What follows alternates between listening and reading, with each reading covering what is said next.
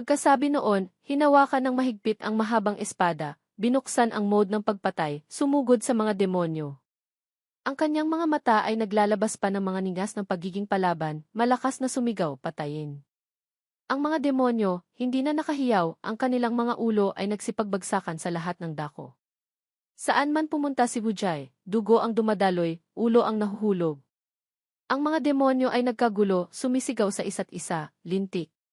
Hulihin ninyo ang naglilinang na taong iyon agad.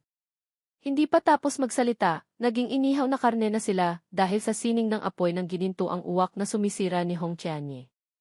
Natakot ang mga demonyo na pagtanto, ang apoy na ito, iyon pala ang banal na pamamaraan ng paglipol. Hindi mapapatay. Lahat kayo, kumalat. Nang makita ni Bujay ang kanyang mahika, pinuri niya. Ang pamamaraan ni Kuya Hong ay talagang malakas. Ang kapatid ay humahanga. Ngunit malamig lang siyang umiti, nag-utos, mabilis na laban, mabilis na tagumpay. Huwag nating hayaang pagtawanan tayo ng iba. Ang gilong dito ay tila malingsalin, dapat ay pangalan o termino. Abla pa siyang nag-iisip, kahit pa nag-ampon ng isang halimaw ang walang modong iyon, ako, si Hong Tianye, pa rin ang magiging kapatid na may pinakamalakas na kapangyarihan. Hindi nagtagal, ang kuta ng lahing demonyo ay nalugmok sa kaguluhan. Tanging apoy na parang lava at pamamaraan sa espada na pumupunit sa bundok at naghihiwalay sa dagat ang makikita, sinasakop ang isang rehiyon. Ang dakilang general ng dakilang zoo ay humanga. Malakas! Napakalakas! Naisip ni Zhu Feng, hindi katakatakang disipulo ng banal na mamamatay tao na maputi ang buhok. Ilang sandali lang, nalipol na niya ang 500,000 malaking hukbo ng lahing demonyo. Ang mga pinuno ng lahing demonyo ay nagalit ng husto. Lintik! Sino ang dalawang taong ito? Lumitaw pa sa ganitong mahalagang oras. Mukhang ikaw ang eksperto na sinusuportahan ng kaharian ng dakilang Zhao. Kailangan nating kumilos agad para supilin sila. Sino man, hindi maaaring pigilan ang plano ng ating lahing demonyo. Umakyat. Natuklasan ni Hong Tianye ang kanilang kilos. Inihanda niya ang apoy sa kanyang kamay, handa nang humarap. Mula sa kawalan, may isang lakas na nagmula sa isang kakaibang itim na bola. Hindi mabilang na mga baluktot na kaluluwa ang lumabas kasama nito. Umisi si Hong Tianye, tuwang-tuwa, pinuri, ang dumating ay medyo interesante. Ang kanilang buong katawan ay nababalutan ng isang kakaibang itim na kulay, sa kanilang mga kamay ay hawak ang iba't ibang uri ng sandata. Nang makita ito ng hukbo ng dakilang Zhao, lihim silang napabuntong hininga. Napakalakas ng aura. Ang commander ng mga demonyo na ito ay nasa antas ng Mahayana. Sa pagkakataong ito, magkakaproblema na. Sinuri ng mga demonyo ang mga tao saglit, biglang naging mayabang. Hihi! Isang nasa antas ng pagsasanib katawan, isang nasa maagang yugto ng Mahayana. Mga hamak na tao, nangangahas kayong labanan kami. Isang demonyong nainip na, nauna na. Hindi na kailangang kumilos pa ang ating mga pinuno. Ako lang, na nasa gitnang yugto ng Mahayana, ay sapat na para durugin kayong dalawa. Nang makita ito ni Bujay, tuwang-tuwa siya. Ang kanyang pagnanasang pumatay ay lalo pang tumindi. O, ganoon ba? Sakto, may isang nasa antas ng Mahayana para sanayin ko ang aking kamay ng kaunti. Mayabang na sumugod ang demonyo, isinumpa siya, mamatay ka na. Nakita lang na dumaan ang mahabang espada ni Bujay. Walang sakit, walang kati. Ang pinsalang idinulot mo sa commander na ito ay Hindi pa tapos magyabang, ang buong katawan ng demonyo ay nagkawatak-watak na naging daan-daang piraso. Ang mga natitirang demonyo ay napanganga sa takot. Impossible. Ang espadang iyon, kaya bang pumutol sa karma? Pati si Prinsipe Zhu Feng ay namangha. Antas ng pagsasanib katawan, pinatay agad ang nasa antas ng Mahayana? Ang mga disipulo ni Venerable Ye, lahat ba sila ay ganoon kalakas? Si Bujay, matapos patayin ang isang tao. Putang ina! Ang sarap! Kung gayon, ang nasa gitnang yugto ng Mahayana, kapag hiniwa, ay parang tokwa lang pala. Habang nagsasalita, tuwang-tuwa siyang lumipad patungo sa mga natitirang mataas na antas na demonyo. Ang commander ng mga demonyo na nasa rurok ng Mahayana ay hindi na nakatiis. Tumayo na siya para lumaban. Dahil lang minamaliit ni Lao Ju ang kaaway kaya siya pinatay mo agad. Talaga bang iniisip mong kaya mong labanan ang napakarami naming nasa antas ng Mahayana? Mga kapatid, sabay-sabay tayong sumugod. Durugin natin sila. Pagkatapos ng utos, ang mga natitirang demonyo sa antas ng Mahayana ay sabay-sabay na sumugod, gustong kainin ng buhay ang mga tao. Naramdaman ni Bujay na wala na sa kontrol ang sitwasyon. Pakiramdam niya ay medyo mas malakas kaysa sa inaasahan. Sa ganitong sitwasyon, kailangan na niyang gamitin ang dugo ng baliw na demonyo. Biglang mula sa likuran, may isang malakas na sigaw. Apoy ng berdeng jade na dumadaloy. Isang sinag ng berdeng apoy ang direktang dumaan sa katawan ni Bujay. Si Hong Qianye pala ang gumamit ng buong lakas para tumulong. Ang mga demonyo na tinamaan ng palad ay namimilipit, nagpupumiglas. Ang yabang kanina ay wala na. Galit na hinawakan ng commander ng mga demonyo ang sandata, sumugod, nanumpa, babaeng tao. Kailangan kitang pagbayarin. Pagkasabi noon, naglabas siya ng isang mabangis na aura, mas malakas pa kaysa sa ibang mga demonyo. Hindi mapigilan ni Bujay na mapahanga. Napakalakas. Hindi katakatakang nasa rurok ng Mahayana. Ang mga alagad ng commander ng mga demonyo, nang makita ito, ay nabuhayan ng loob, sumang-ayon. Ngayon, kahit matakot ka, huli na. Ikaw at ang tangang babaeng iyon, mamamatay kayong lahat. Nagulat si Bujay. Tangang babae. Siyempre, ang salitang ito ay lalong nagpagalit kay Hong Qianye. Sa paligid, sumambulat ang isang mas malakas pang apoy. Kaswal nang umiti si Bujay. Tapos na kayo. Ang mga mata ni Hong Qianye ay naglalabas ng mga nakamamatay na ningas. Mukha siyang nagkatawang taong demonyo, sumisigaw, kayong lahat, mamatay na para sa akin. Sa isang iglap lang, tila siya na ang naghahari sa langit at lupa. Sa paligid niya, nagliliwanag ang isang maningning na liwanag. Ilang itim na apoy ang nabuo, handa nang maglabas ng sukdulang aura. Napakabilis, ang unang dalawang demonyo na tinamaan ng palad ay sumigaw ng malakas. Ano ito? Ang demonyo na may asul na aura ay nakasigaw lang, Lauer. Laosan. Pilit niyang itinaas ang kanyang trident para sa lagin, baliw na hinaharangan ang nakamamatay na apoy na iyon, ngunit hindi maganda ang sitwasyon. Sa isang iglap, ang aura ng itim na apoy ay ganap ng nilamon ang kanyang asul na aura. Sa harap ng itim na apoy, isa lang ang kanyang kahihinatnan, kamatayan. Hindi pa rin siya makapaniwala sa kanyang mga mata. Impossible ito. Sa wakas, sinunog pa rin siya ng itim na apoy sa gitna ng kahindik-hindik na sigaw. Ang mga demonyo, nang masaksihan ang pagkatalo ng kanilang pinuno, ay nanlaki ang mga mata, hindi nangahas gumalaw. Pagkatapos ng laban, dahan-dahang tinipon ni Hong Qianye ang kanyang lakas. Ang mga demonyo ay hindi nangahas magsalita kahit kalahating salita.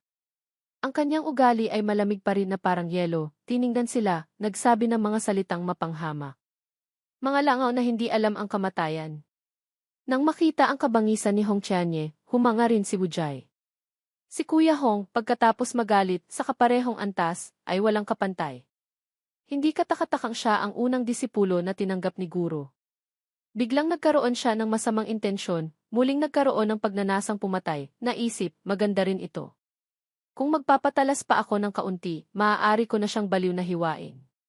Ito ay natuklasan ni Hong Qianye. Lumingon, nakita si Bujay na mukhang napaka-normal. Nagtaka siya, naisip ha?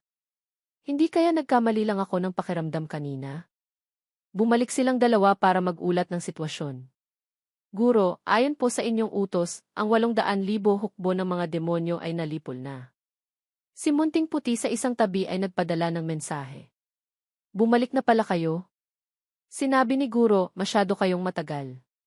Mahinang nagtanong si Bujay, Kuya Hong, siguro. Nang makitang dumilim ang mukha ni Hong Qianye, natakot si Bujay, naisip, patay. Hindi kaya hindi nasiyahan siguro. Marahang ginising ni Munting Puti si Junlin, Guro, gumising na po kayo. Noon lang siya nagising, nagtatakang nagtanong, tapos na ba? Naiinis na inulit ni Hong Qianye. Ang kaaway ay nalipol na namin. Sa kanyang puso, galit na galit siya. Kami sa labas, nagsasapanganib ng buhay, ikaw naman, natutulog lang sa larangan ng digmaan. Tinapik siya ni Junlin sa balikat, pinuri, magaling ang ginawa ninyo. Parang lalo kayong gumagaling. Personal na lumapit ang prinsipe at ang mga general, nag-krus ang mga kamay, nagpasalamat. Pagpupugay, Venerable Ye.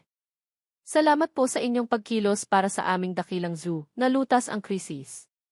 Kaswal na sumagot si Junlin, maliit na bagay lang. Pero pagod na rin kami. Ang inyong dakilang zoo, mayroon ba kayong maipapakain sa amin? Handang sumagot si Zhu Feng, ito po ay natural. Kayo po ang aming pinakamahalagang panauhin. Ngayon, dadalhin namin kayo pabalik sa kabisera para maghanda ng piging. Sa palasyo ng dakilang zoo, sa bulwagan ng Chayani, kung saan nakaupo ang emperador ng mayabang sa trono, pumasok ang maggurong Junlin sa gitna ng pagbati ng mga opisyal ng sibil at militar. Maligayang pagdating, Venerable Ye. Nag-alok si Zhou Feng. Venerable Ye, bago magsimula ang piging, nais po kayong makita ng aking ama. Nandito po siya, naghihintay sa inyo. Mapanuring tiningnan ni Junlin ang matandang ito, mayabang pa rin, ano. Nakaupo rito, naghihintay sa akin. Biglang kusang humingi ng tawad ang emperador ng dakilang zoo. Venerable Ye, patawarin po ninyo ako, hindi ko kayo nasalubong mula sa malayo. Talagang hindi maganda ang aking pakiramdam. Aysan. Natuklasan ni Junlin na may hindi tama. Ang nakakatakot na enerhiyang ito, hindi kaya pambansang swerte. Ang nasa trono ay si Emperador Zhao, ang emperador ng dakilang zoo, nasa rurok ng Mahayana.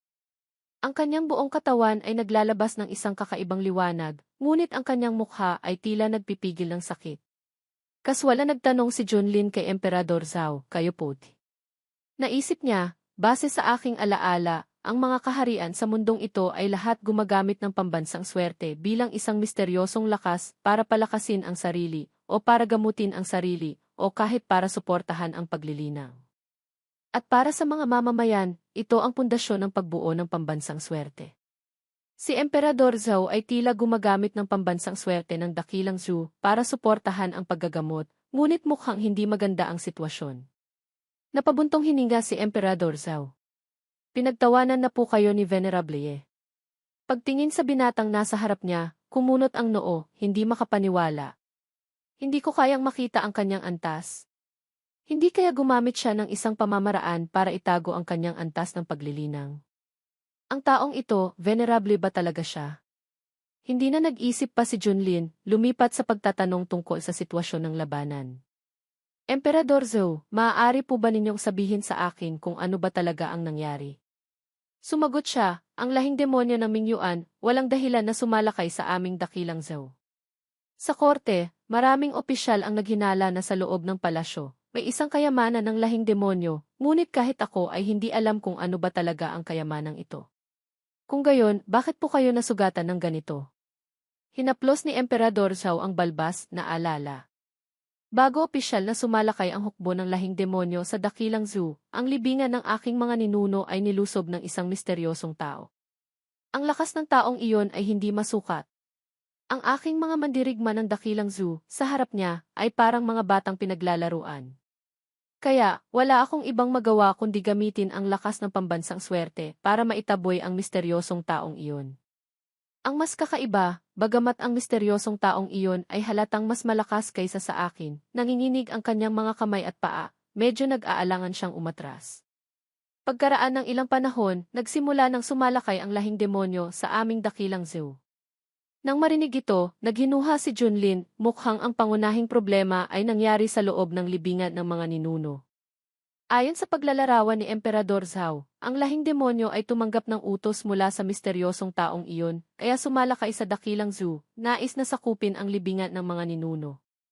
Sa likod nito, tiyak na may napakalaking pakinabang, kung hindi mangyayari ang ganito kalaking bagay. Ngunit ang kakaiba, kung ang misteryosong taong iyon ay mailakas na kayang durugin si Emperador Zhao, bakit siya biglang tumigil at umatras? Hindi kaya may isang bagay na dapat tuklasin sa libingang ito ng mga ninuno? Maraming kahina-hinalang punto sa bagay na ito. Noong una, napunta ako sa mundong ito ng paglilinang, pagkatapos ay binuksan ang gintong daliri ng daya. Hindi ko kailangang maglinang, humiga lang tapos maglaro lang ng mga laro sa mundo ng mga tao ay sapat na. Ngunit ang bagay na ito ay napaka-misteryoso, talagang napaka-interesante. Napabulala si Wujai, may ganoon palang kakaibang bagay. Samantala, si Hong Qianye ay kumunot ang noo, nag-iisip. Ang bagay na ito ay katulad din ng mga tsismis na narinig ko sa gitnang rehiyon, tama ba? Nag-alok si Junlin, Emperador Zhao, kung hindi po kayo magagalit, maaari po ba ninyo akong dalhin para bisitahin ang libingan ng mga ninuno? Nag-atubili siya. Ito di. Nagrus ang mga kamay ni Zhu Feng na magitan para sa kanyang ama. Venerable Ye, ang libingan ng mga ninuno ay ang pahingahan ng aming mga ninuno. Sa inyong marangal na katawan, kung papasok kayo roon, natatakot akong madudumihan kayo ng mga hindi malinis na bagay. Si Venerable Ye ay tumulong sa dakilang Zhu na labanan ang kaaway, napakalaki ng inyong nagawa. Ang silid ng piging ay naghanda na ng pambansang piging. Bakit hindi tayo lumipat ngayon sa bulwagan ng Tianhe para magsimula? Venerable Ye, patawarin po ninyo ako, hindi ko po matutupad ang inyong kahilingan. Ngunit bilang pinakamahalagang panauhi ng dakilang Zhu, ibibigay ko po sa inyo ang pinakamarangyang pagtrato. Iyon ay, maaari po kayong pumili ng anumang kayamanan sa aming pambansang kaban. Ayaw na niyang pahirapan pa sila, kaya iwinasiwas niya ang kamay. Ayos lang, nagtanong lang naman ako ng padalos-dalos.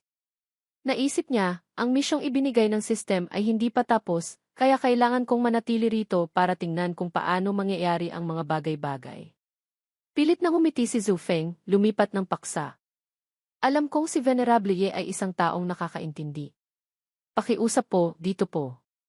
Lumipat ang eksena sa isang lugar na tinatawag na Silangang Rehiyon, kontinente ng Xiang, sa palasyo ng hari ng mga demonyo. Madilim ang paligid, nababalutan ng matingkad na pulang kulay na parang dugo. Sa pangunahing bulwagan, kung saan nakaupo ang hari ng mga demonyo sa trono, sa paligid ay pinagsama-samang mga nakakatakot at mababangis na bagay. Pagkatapos uminom ng isang mangkok ng mainit pang siro, itinapon niya ang bungo sa lupa, pinuri, ang dugo ng isang buwang gulang na sanggol na ito ay talagang masarap. Ha ha ha! Siya ang hari ng mga demonyong may isang sungay, nasa maagang yugto ng antas ng paglampas sa sakuna. Pinunasan niya ang natirang dugo sa kanyang bibig. Ang babae sa tabi, nang makita ito, ay natakot, ngunit hindi nangahas sumigaw kahit kalahating salita. Nagsalita siya, pagkatapos ng napakaraming taon, sa wakas ay nagkaroon na ako ng pagkakataong ito. Kung matagumpay kong masakop ang kaharian ng dakilang Zhu, ang aking dangal sa lahing demonyo ay lalo pang tataas. Ang pinakamahalaga, basta't makuha ko ang pagkilala ng ilang taong iyon, ang hinaharap ng Silangang Rehiyon, marahil ay magkakaroon ako ng isang pwesto. Bakit ang tagal na wala pa ring balita? Sa lakas ng grupo ni Kunta, sapat na iyon para pilitin si Emperador Zhu na kumilos. Ang pinakakinatatakutan ko ay ang pambansang swerte sa katawan ng taong iyon. Mula sa malayo, may mga yabag na papalapit. Isang matangkad na anyo na nakasuot ng mahabang balabal na sumasayad sa lupa ang lumapit, ang kanyang mga mata ay nag-aapoy sa galit. Basura! Nakaupo ka pa rin dyan? Ano ang ginagawa mo? Yumuko ang hari ng mga demonyong may isang sungay, magalang na lumuhod. Ang hamak na lingkod ay nagbibigay pugay kay Ginoong Sugo. Sugo, nagtanong. Ngayon, ang daang lahi ng Mingyuan ay lahat nagsasagawa ng banal na digmaan. Ikaw naman, bilang hari ng mga demonyo, ay nagtatago sa likuran para magpakasaya. Kung gayon, maaari ko bang isipin na ang lahing demonyo ay sumuko na, tama ba? Hari ng mga demonyong may isang sungay, labis na naapi. Ang hamak na lingkod ay nagpadala na ng malaking hukbo para salakayin ang kaharian ng dakilang Zhu. Naniniwala akong si Emperador Zhou ay malapit ng mapilitang kumilos. Sa oras na iyon, ang kanyang nakatagong kalikasan ay malalantad. Ang hamak na lingkod ay magkakaroon ng mas maraming paraan para harapin siya. Nang marinig ito ng Sugo, nainis siya, nagmura. Tanga! Nagpadala ka ng 800,000 malaking hukbo, ngunit kanina lang, nalipol na sila lahat sa labas ng kabisera. Wala man lang silang naidulot na anumang epekto kay Emperador Zhao. Hindi makapaniwala ang hari ng mga demonyong may isang sungay, matigas pa ring nagpaliwanag. Imposible iyan. Sa antas lang ng pagsasanib katawan, ang hukbong ito ay may dose-dosenang general ng mga demonyo. Sa antas ng Mahayana, mayroon ding dose-dosenang general ng mga demonyo. Kahit si Emperador Zhu pa ang personal na kumilos, hindi ganoon kadaling lipulin silang lahat. Sinabi ng Sugo, ang lumipol sa 800,000 malaking hukbo ninyo ay hindi ang kaharian ng dakilang Zhou, kundi isang naglilinang na nagkataong umaan sa dakilang Zhou. Kaya, ang dakilang Zhu ay magalang siyang tinawag na Venerable. Noon lang napagtanto ng hari ng mga demonyong may isang sungay. Venerable. Isang nasa antas ng Mahayana, nangahas pang sirain ang aking plano. Bagamat hindi ko alam kung anong pamamaraan ang ginamit niya para lipulin ang 10 malalaking commander ng mga demonyo, ngunit sa ilalim ng aking antas ng paglampas sa sakuna, para lang siyang isang mahinang langgam. Nagbigay ang sugo sa hari ng mga demonyong may isang sungay ng isang tableta na naglalabas ng misteryosong liwanag. Nga pala, babalaan kita, huwag kang masyadong kumpiyansa ng walang basehan. Ang tableta ng pinagmulan ng kadiliman na ito ay para sa iyo. Kailangan mong makuha ang dakilang Zhu para sa akin. Hindi ko papayagan na mabigo ka ulit. Agad siyang sumunod. Sa paglalakbay na ito, tiyak na gagawin ng hamak na lingkod ang nais ni Ginoong Sugo. Hindi nagsalita ang Sugo, tumawa ng napakasaya, pagkatapos ay umalis. Dahil dito, nabunutan ng tinik ang hari ng mga demonyong may isang sungay, nakahinga ng maluwag. Agad siyang personal na lumabas para sa labanan, hindi nangahas na mag-aksaya ng kahit isang sandali. Lahat ng general, sumunod kayo sa akin sa labanan. Opo. Ang moral ng hukbo ng lahing demonyo ay muling tumaas hanggang langit, sabay-sabay na sumigaw, opo. Dumidilim na. Sa loob ng palasyo ng dakilang Zhu, sa bulwagan ng Tianhe, nagpapatuloy pa rin ang piging. Lahat sila ay busog na sa pagkain at lasing na sa alak, humahanga. Ang alak na ito ay napakasarap. Ang karne ay napakasarap. Tanging si Hong Qianye lang ang nakaupo ng tahimik, hindi ginagalaw ang mga kubyertos. Nag-aalalang nagtanong si Zhu Feng. Hong Xianzi, ang pagkain ba sa piging na ito ay may hindi angkop sa inyong panlasa? Muling nasaktan ang damdamin ni Hong Qianye, kaya tinapunan lang niya ito ng isang tinging mapanghamak, hindi sumagot. Namagitan si Junlin, huwag mo siyang pansinin. Nagpapapayat siya.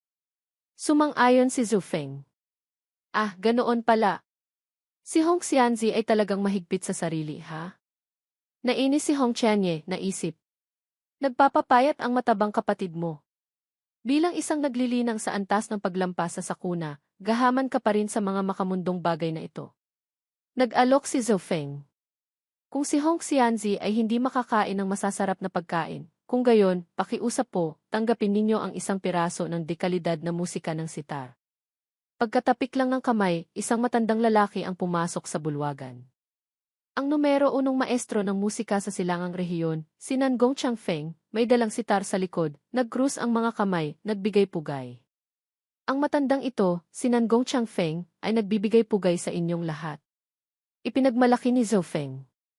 Ito ang numero 1 maestro ng musika sa ating silangang rehiyon. Ang musikang tinutugtog niya ay hindi lang napakasarap pakinggan, naglalaman pa ito ng malalim na kahulugan ng dao. Ito ay isang napakagandang karanasan para sa mga naglilinang. Dati, may isang naglilinang sa antas ng orihinal na kaluluwa na malapit nang maubos ang buhay, ngunit dahil sa pagdama sa musika ng kanyang sitar, nakalusot siya sa antas ng pagbabagong espiritu, na iligtas ang kanyang buhay. Maestro Nangong, pakiusap po, magsimula na kayo. Pagkatapos ng utos, itinaas ni Changfeng ang sitar, tumugtog ng isang piraso. Ang aura mula roon ay umikot na parang malambot na seda. Sina Hujay at Munting Puti, nang marinig ang tugtog, ay tuwang-tuwa ang kanilang mga tainga. Ang mukha ni Hong Qianye na nakasimangot ay nagbago rin sa estado ng pagdama. Tanging si Junlin lang ang inaantok hanggang sa tumulo ang laway, parang baka na tinutugtugan ng sitar. Biglang tumugtog si Changfeng ng isang nota na tila hindi masaya. Niyakap niya ang sitar, umalis, hindi nakalimutang magbilin, inyong kamahalan, kung mangyayari pa ulit ito, hindi na ninyo kailangang imbitahan pa ang matandang ito. Hindi ko na matiis ang taong ito. Medyo nirerespeto rin siya ni Zhu Feng, kaya lumingon siya, nagtanong, Venerable, hindi kaya ang musikang tinugtog ni Maestro Nangong ay hindi ninyo nagustuhan? Kinuskos niya ang tainga, napabuntong hininga. Pwede na. Ang salitang ito ay direktang tumama sa amor proprio ng isang artistang tulad ni Changfeng. Lumingon siya, direktang itinuro ang mukha ni Junlin, sumigaw ng malakas, tumahimik ka, bastos na bata. Talagang hindi naiintindihan ang tugtog ng sitar. Nagalit si Hujay. Nangangahas kang insultuhin ang guro ko. Mabilis niyang hinugot ang mahabang espada, itinutok kay Changfeng. Matanda, naghahanap ka ba ng kamatayan? Nais ni Zhu Feng na mapanatili ang kapayapaan kaya nagpaliwanag siya, nakakatandang Li, kumalma po kayo. Venerable Ye, ang ugali po ni Maestro Nangong ay ganyan talaga. Wala po siyang ibang ibig sabihin, mabilis lang po siyang magsalita. Ngunit si Chang Feng, na nasaktan ang dangal, ay lalo pang nagalit. Siya ay isang bastos na tao na marunong lang makipag-away at pumatay. Sa anong karapatan niya sasabihing ang aking kasanayan sa sitar ay pwede na? Hindi na mapigilan ni Zhu Feng, naisip, sana lang, si Nangong Chang Feng, hanggang sa mamatay, ay mapanatili ang kaunting dangal. Hindi pa kumikilos si Junlin, mahinang tumawag si Wujai, gurod. Sakto namang nag-anunsyo ang system, ding.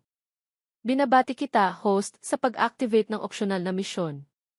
Opsyon 1, magalit ang host at ipag-utos ang pagpatay kay Nangong Chang Feng. Pagkatapos makumpleto ang misyon, makakatanggap ng 1-0 mataas na antas na kristal na espiritu. Opsyon 2, personal na tumugtog ang host ng isang piraso na magpapahiya ng husto kay Nangong Chang Feng.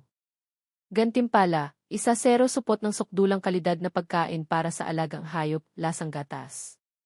Ang sukdulang kalidad na pagkain para sa alagang hayop, mas maraming kinakain, mas mabilis lumaki. Nag-aalangan siya. Sa ganitong oras, may opsyonal na misyon pa pala? Ang opsyon 1 ay tiyak na hindi angkop. Masyadong kaunti ang gantimpala at makakasira pa sa aking dangal. Bagamat ang opsyon 2 ay hindi isang banal na pamamaraan, maaari nitong mapalakas si Ikon. Kung makakalusot pa siya sa susunod na antas, hindi ba't mas magniningning pa siya? Hindi masama. Pagkatapos, kaswal siyang nagsabi kay Chang Feng, hindi ba't pagtugtog lang ng sitar iyan? Basta't may kamay kaya na, hindi ba? Lalo siyang naging marahas sa reaksyon. May kamay kaya na? Ikaw na nag-aaral ng martial arts, nangangahas kang magsalita ng ganyang kayabangan. Ako, mula pagkabata, ay nag-aral sa isang tanyag na maestro ng musika sa loob ng 1,000 taon na. Talagang hindi mo naiintindihan ang halaga ng musika ng sitar. Pati si Zhu Feng ay hindi makapaniwala. Ang bawat sining ay may espesyalista. Ganoon din ang mga naglilinang. Kung talagang may kamay lang ay kaya na, bakit pa magkakaroon ng mga maestro sa mundong ito? Sa kabaligtaran, si Wujai ay labis na naniniwala kay Junlin, tama po ang sinabi ni Guro. Basta't may kamay kaya na. Hindi na makatiis si Chang Feng, direktang inihagis ang sitar kay Junlin, hinamon, halika. Ipapahiram ko sa iyo ang aking sitar. Tumugtog ka. Tingnan natin kung anong uri ng musikang yayanig sa langit at lupa ang kaya mong tugtugin. Kung kaya mong tumugtog, pati baboy ay makakaakyat sa puno. Ang isang naglilinang na tulad mo na marunong lang makipag-away at pumatay, ano ang alam mo sa daon ng sitar? Natakot si Zhou Feng, natigilan. Ito. Hindi ka ba maaaring magtimpi ng kaunti? Talaga bang natatakot kang magpapakawala ng malawakang pagpatay si Venerable Ye dito mismo? Walang pag-aatubiling kinuha ni Junlin ang sitar. Mukhang napakakumpiyansa, hinaplos-haplos ang mga kwerdas, naisip, sa dati kong buhay, kahit papaano, isa akong binatang mahilig sa sining. Ang pagtugtog ng sitar na ito ay kasing dali lang ang pagbaligtad ng kamay. Isa pa, mayroon pa akong kasanayan at pamamaraan mula sa sistem na otomatikong umaangat. Nagpaalala ang sistem ng may kabaitan, ang antas ng kasanayan ay nahahati sa baguhan, nakakapasok sa pinto, nasa loob na ng bulwagan, namumukod tangi, sukdulang husay, umaabot sa ruro. Ang kasalukuyang kasanayan ng host sa daon ng sitar ay kabilang sa umaabot sa ruro. Nagtanong siya, ano ang antas ng taong ito? Beep! Sinabi ng munting sistem, ang kasanayan sa pagtugtog ng sitar ng ginoong ito ay sakto lang na umabot sa antas na nasa loob na ng bulwagan. Nang makitang nag-aalangan si Junlin ng matagal, minadali siya ni Chang Feng, bilisan mo. Huwag ka nang magpatumpik-tumpik pa. Nang makitang hindi pa kumikilos ang panauhin, kusang nagsalita si Zhu Feng. Mukhang hindi maipapakita ni Venerable Ye. Dapat ba akong mamagitan ng kaunti? Baka mailigtas ko pa si Nangong. Lihim na hinamak ni Junlin, nasa loob na ng bulwagan pa lang, dapat kang lumuhod ng maayos at makinig sa antas ng iyong ama. Sakto lang para marinig ng mga tao sa inyong mundo ang kapangyarihan ng aking mundo na naghahari sa langit. Pag-iisip noon, itinaas niya ang kamay, sunod-sunod na kinalabit ang mga kwerdas. Ang aura mula sa sitar ay lumabas, malambot na parang lawa sa taglagas. Pagkatugtog pa lang, nanlaki ang mga mata ni Hong Tianye, na panganga sa paghanga. Ito.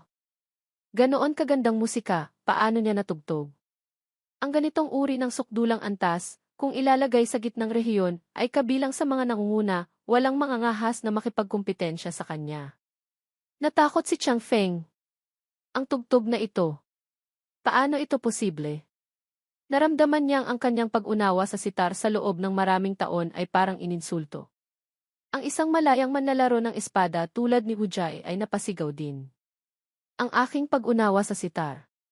Kaya ko palang maramdaman ang ganito kahibagang pag-unawa sa sitar. Diyos ko! Nagpapainit ito ng dugo, pakiramdam ko ilalabas na ang puso ko. Ang mga kamay ni Junlin ay mabilis pa ring sumasayaw sa mga kwerdas, ang ritmo ay lalong bumibilis. Nasaksihan ang pag-angat ng antas ng paglilinang ni Hong Tianye sa isang hakbang, hindi mapigilan ni Zhu Feng na matakot. Hong Xianzi. Ito. Gitnang yugto ng Mahayana. Huling yugto. Rurok. Perfeksyon. Sa isang iglap lang, naunawaan na niya ang paraan ng paglusot sa sakuna, isang hakbang na lang ang kulang. Isa pa, si nakakatandang Lidin, mula sa pagsasanib katawan, lumusot sa antas ng Mahayana. Ang tugtog, minsan mababa, minsan mataas, ang aura na inilabas ay lumampas na sa pangunawa ni Zhu Feng. Tinakpan niya ang mukha, napabulalas, gitnang yugto ng paglampas sa sakuna. Si Venerable Ye pala ay hindi isang venerable, kundi isang huwad na engkantado. Ang aura ngayon ay hindi na nananatili sa loob ng silid, lumabas na ito at kumalat sa buong lungsod ng kaharian ng Dakilang Zhou. Naramdaman ng mga sundalo ang pag-unawa sa sitar, tuwang-tuwa silang sumigaw. Ang tugtog na ito. Ang aking mga sugat, lahat ay gumaling na. Napakamilagroso. Ako. Nakapasok na ako sa antas ng pagbabagong espiritu. Ito ay isang himala. Pinoprotektahan ng langit ang aking Dakilang Zhou. Sila ang rehiyon, kontinente ng Shang, sa labas ng kabisera ng Dakilang Zhou, isang malaking bilang ng hukbo ng lahing demonyo ang nagtipon narito. Nang makitang walang nagbabantay, ang mga demonyong ito na may ulo ng baka at mukha ng demonyo ay nagdeklara, ngayong gabi, ang lahing demonyo ay lilipulin sa dugo ang kaharian ng Dakilang Zhou. Sugod! Pagpasok pa lang sa tarangkahan ng lungsod, nasalubong na nila ang aura ng pag-unawa sa sitar. Ang mga maliliit na demonyo ay nagkagulo, nag-uusisa, dakilang hari, tingnan ninyo, ano iyon? Hapon na. Ang mga demonyong nangunguna, nalubog sa pag-unawa sa sitar, ay otomatikong nadurog ang mga buto. Namimilipit sila, sumisigaw, ano ito?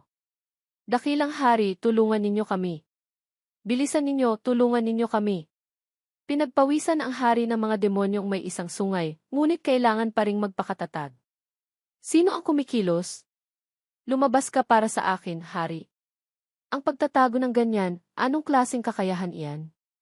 Ang mga demonyo ay halos nalipol na, ang kanilang mga katawan ay hindi na buo, duguan silang nagmamakaawa, dakilang hari, umatras na po tayo. Ang mga tao ay may dakilang nilalang na namumuno. Hindi makapaniwala ang hari ng mga demonyong may isang sungay, sumigaw ng malakas, hindi. Sino? Sino ba talaga? Walang ibang magawa. Hinawakan ng hari ng mga demonyong may isang sungay ang tabletang ibinigay ng sugo, naisip, sa ganitong punto, kailangan ko nang kainin ang tableta ng pinagmulan ng kadiliman. Ako, ang hari, kahit anong halaga pa ang ibayad, kailangan kong hanapin ang eksperto sa likuran. Pagkasabi noon, inilagay niya ito sa bibig, ninuya ng husto. Ang buong katawan ng hari ng mga demonyong may isang sungay ay nagbago ng milagroso. Nararamdaman ko ang lakas sa aking katawan na malakas na nagniningas. Ang antas ng paglilinang, mula sa maagang yugto ng paglampas sa sakuna, ay tumalon sa huling yugto ng paglampas sa sakuna. Ang tugtog na ito ay wala nang magagawa sa akin. Ang kalangitan ng lungsod ng Dakilang Zhou ay napapalibutan ng isang misteryosong lakas. Ang kidlat ng sakuna ay bumabagsak ng sunod-sunod, dumadagundong. Ang boses ng hari ng mga demonyong may isang sungay ay umalinggaw pa rin. Patayin! Patayin! Patayin! Kahit sino ka pa, mamamatay ka. Nagbago na siya ng anyo, naging mas hindi nakakadiri, ngunit mas malak. As din. Mabilis na sumugod ang hari ng mga demonyong may isang sungay patungo sa lungsod ng Dakilang Zoo. Sumisigaw ng malakas, ang lungsod ng kaharian ng Dakilang Zoo ay malapit ng bumagsak. Ganoon lang siya, mag-isang pumasok sa lungsod, kung saan nagmumula ang maningning na liwanag ng tugtog ng sitar. Si Junlin, nakaupo sa maliit na silid, ay nahuhumaling pa rin sa pagtugtog ng sitar. Ang kanyang aura ay lalong lumalakas, ngunit napakalambot pa rin na parang seda. Ang tugtog, minsan mababa, minsan mataas, ang tubig sa puso ay nagbabago sa buong langit at lupa, pati araw at gabi. Ang liwanag ng buwan ay kailangan ding magbigay daan sa sikat ng araw. Ang buong lupain ng lungsod ng Dakilang Zoo ay nalubog din sa pag-unawa sa sitar. Nagbago, naging isang lupaing may paborableng panahon at lokasyon, gumalaw pati ang berdeng dragon at pulang ibon. Ang mga taong nabubuhay ng matagal ay hindi pa nakakita ng ganito kadakilang tanawin. Matatanda, bata, babae, lalaki, lahat sila ay lumabas para pagmasdan ang bihirang pangitain. Ang kalangitan ng Dakilang Zoo ay lumampas na sa atmosfera. Pakiramdam mo'y isang hakbang lang, maaabot mo na ang mga bituin. Walang tigil ang paghanga ng mga tao. Sa buong buhay ko, hindi pa ako nakakita ng ganitong tanawin. Ito ba ang maalamat na araw at buwan na sabay na nagniningning, dragon at phoenix na umaawit, mga bituing nagniningning sa malinaw na langit? Tunay ngang pinoprotektahan ng langit ang Dakilang Zoo. Sa isang iglap lang, ang buong Dakilang Zoo ay nagbago na nagpatakot sa hari ng mga demonyong may isang sungay. Ang Dakilang Zoo na ito, ano ba talaga ang nangyari? Napakabilis, naramdaman niyang may hindi tama. Nanliit ang kanyang mga mata, ang mga ugat sa kanyang mga mata ay kitang-kita. Isang pakiramdam na hindi pa niya naranasan dati. Hindi namamalayang napatingin ang hari ng mga demonyong may isang sungay sa kanyang katawan, kung saan ang kanyang puso ay tinusok ng pag-unawa sa sitar, marahan ngunit napakatalas. Sa isang sandali, sumigaw ang hari ng mga demonyong may isang sungay. Tulad ng ibang mga demonyo, sa wakas ay nadurog din ang kanyang mga buto. Ang kanyang katawan ay malapit ng ganap na mawala, hindi pa rin niya alam kung sino ba talaga ang kumilos. Sino? Kung magaling ka, lumabas ka para sa akin, hari. Ang mga tao ay may nakakatakot na lakas. Sino ba talaga ang tumutugtog? Ang katawan ng hari ng mga demonyong may isang sungay hanggang dito ay ganap ng naglaho, sumanib sa kawalan. Sakto namang natapos na ni Junlin ang pagtugtog ng sitar. Marahan niyang tinanong ang opinyon ng mga nakikinig sa musika. Ang aking paghahari sa langit, ano sa tingin ninyo? Nag-anunsyo ang system, binabati kita, host, sa pagtalo sa malaking hukbo ng lahing demonyo. Gantimpala, banal na kalidad na 5 elementong ugat ng espiritu, ginto, kahoy, tubig, apoy, lupa. Natakot si Junlin. Ano? System, hindi kaya nagkaproblema ka? Kailan ko natalo ang malaking hukbo ng lahing demonyo? Sinabi ng munting system, ang hukbo ng lahing demonyo na kadarating lang sumalakay sa Dakilang Zoo, kanina lang ay nalipol na ng tugtog na tinugtog ng host. Ang system na ito ay propesyonal. Pakiusap, huwag pagdudahan ang system na ito. Hinawakan niya ang baba, nag-isip. Ganoon pala. Hindi masama. Ang banal na kalidad na 5 elementong ugat ng espiritu na ito ay sakto ring angkop gamitin sa aking 5 sukdulang siklo ng malawakang paglipol. Si Munting Puti, nahuhumaling sa musika, ay matagal bago na himasmasan. Ang galing! Siguro, napakagaling. Lalo pang naging mayabang si Junlin, sinabi ko na, hindi ba? Basta't may kamay, kaya na. Tama ba ang sinasabi ko, Maestro Nangong? Si Chang Feng, nahihiya, ay nakaupo sa isang sulok, hindi nangahas sumagot. Minamasdan niya ang kanyang libu-libong taon ng paglilinang na napasuko ng isang binatang lalaki, hindi napigilang mapaluha. Tama po ang sinabi ng nakatatanda.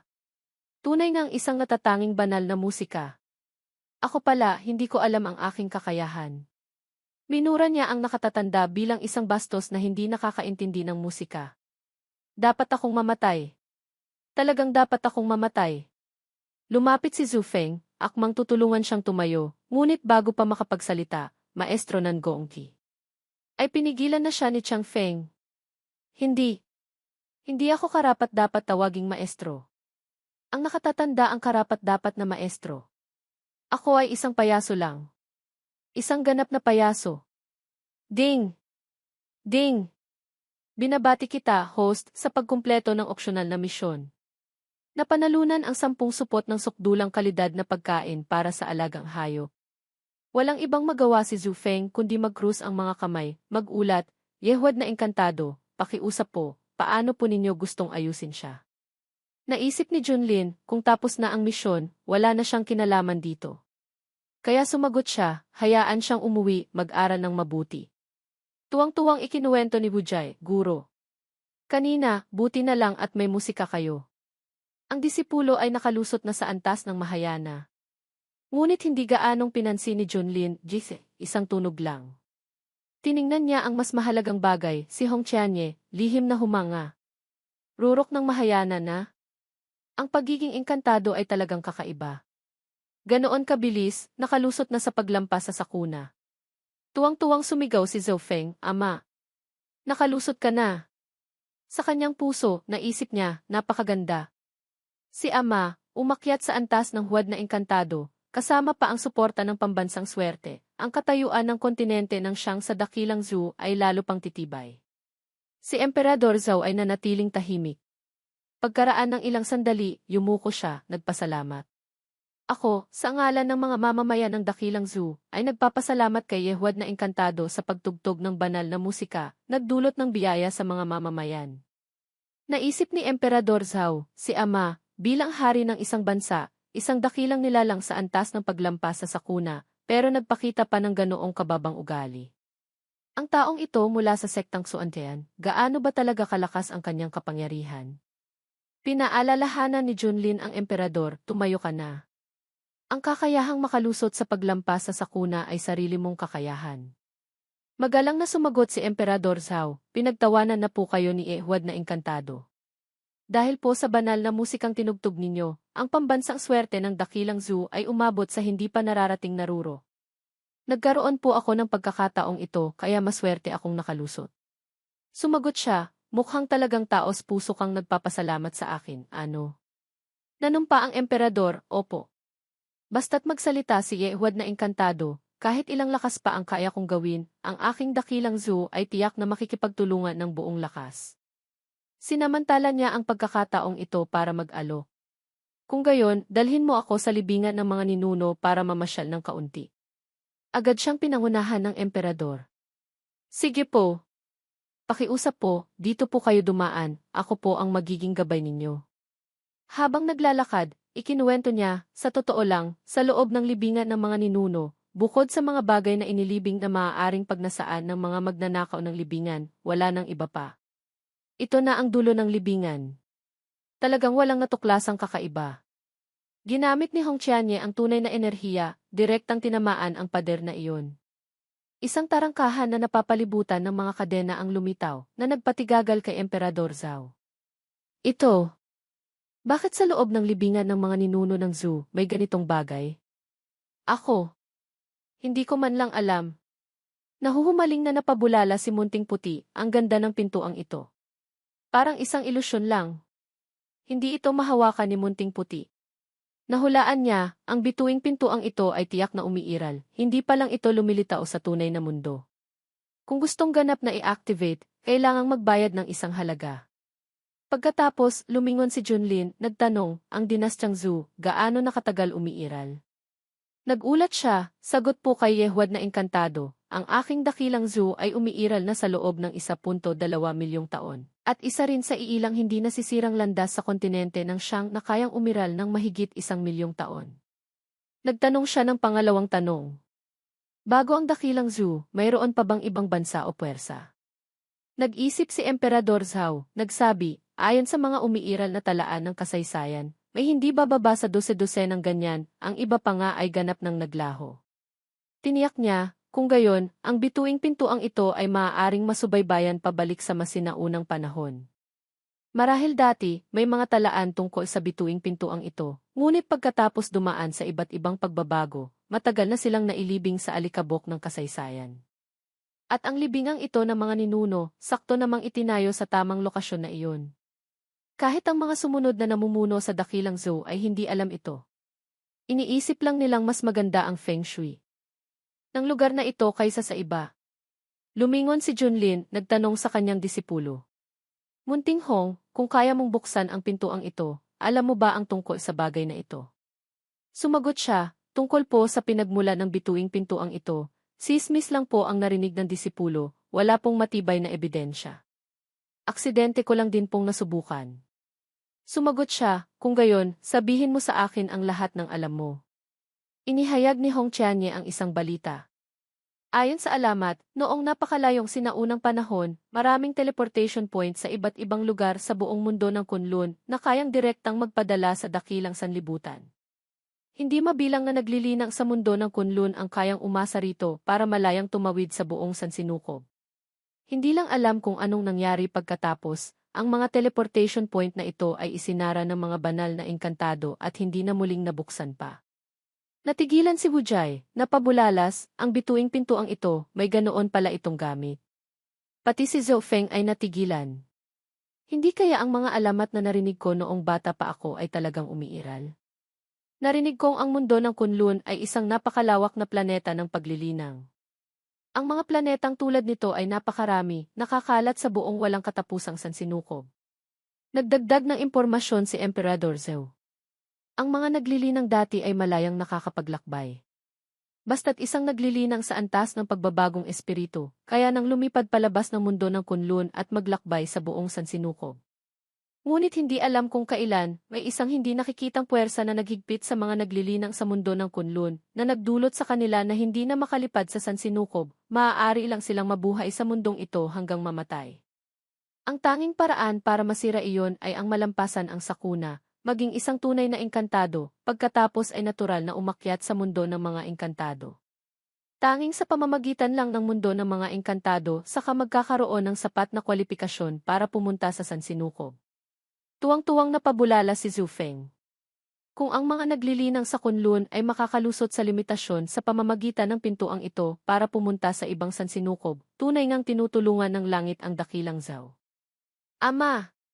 Kung gayon, ang ating dakilang zoo ay maaaring palawakin ang teritoryo palabas. Ito ay isang bihirang pagkakataon. Tuwang-tuwa siyang nagsabi, tama. Sa lakas ng dakilang zoo, kasama pa ang aking antas ng paglilinang na paglampas sa sakuna, ang paghahari ng dakilang zoo sa sanlibutan ay isang bagay na lang ng panahon. Kumunot ang noo ni Junlin, pumutol, mga tanga. Ano ba ang iniisip ninyo? Inosenteng nagtanong si Emperador Zhao. Yehwad na engkantado, ano po ang ibig ninyong sabihin? Nagpaliwanag siya, sigurado ba kayong ang dakilang zoo ay may kakayahang magsimula ng pagpapalawak sa mga bituin? O baka sa halip, masasakop kayo ng mga dayuhang lahi mula sa ibang mundo? Kung talagang nakakabuti ito sa pag-unlad ng mundo ng Kunlun, bakit isinara ng mga banal na engkantado ang ganitong uri ng bituing pintuan?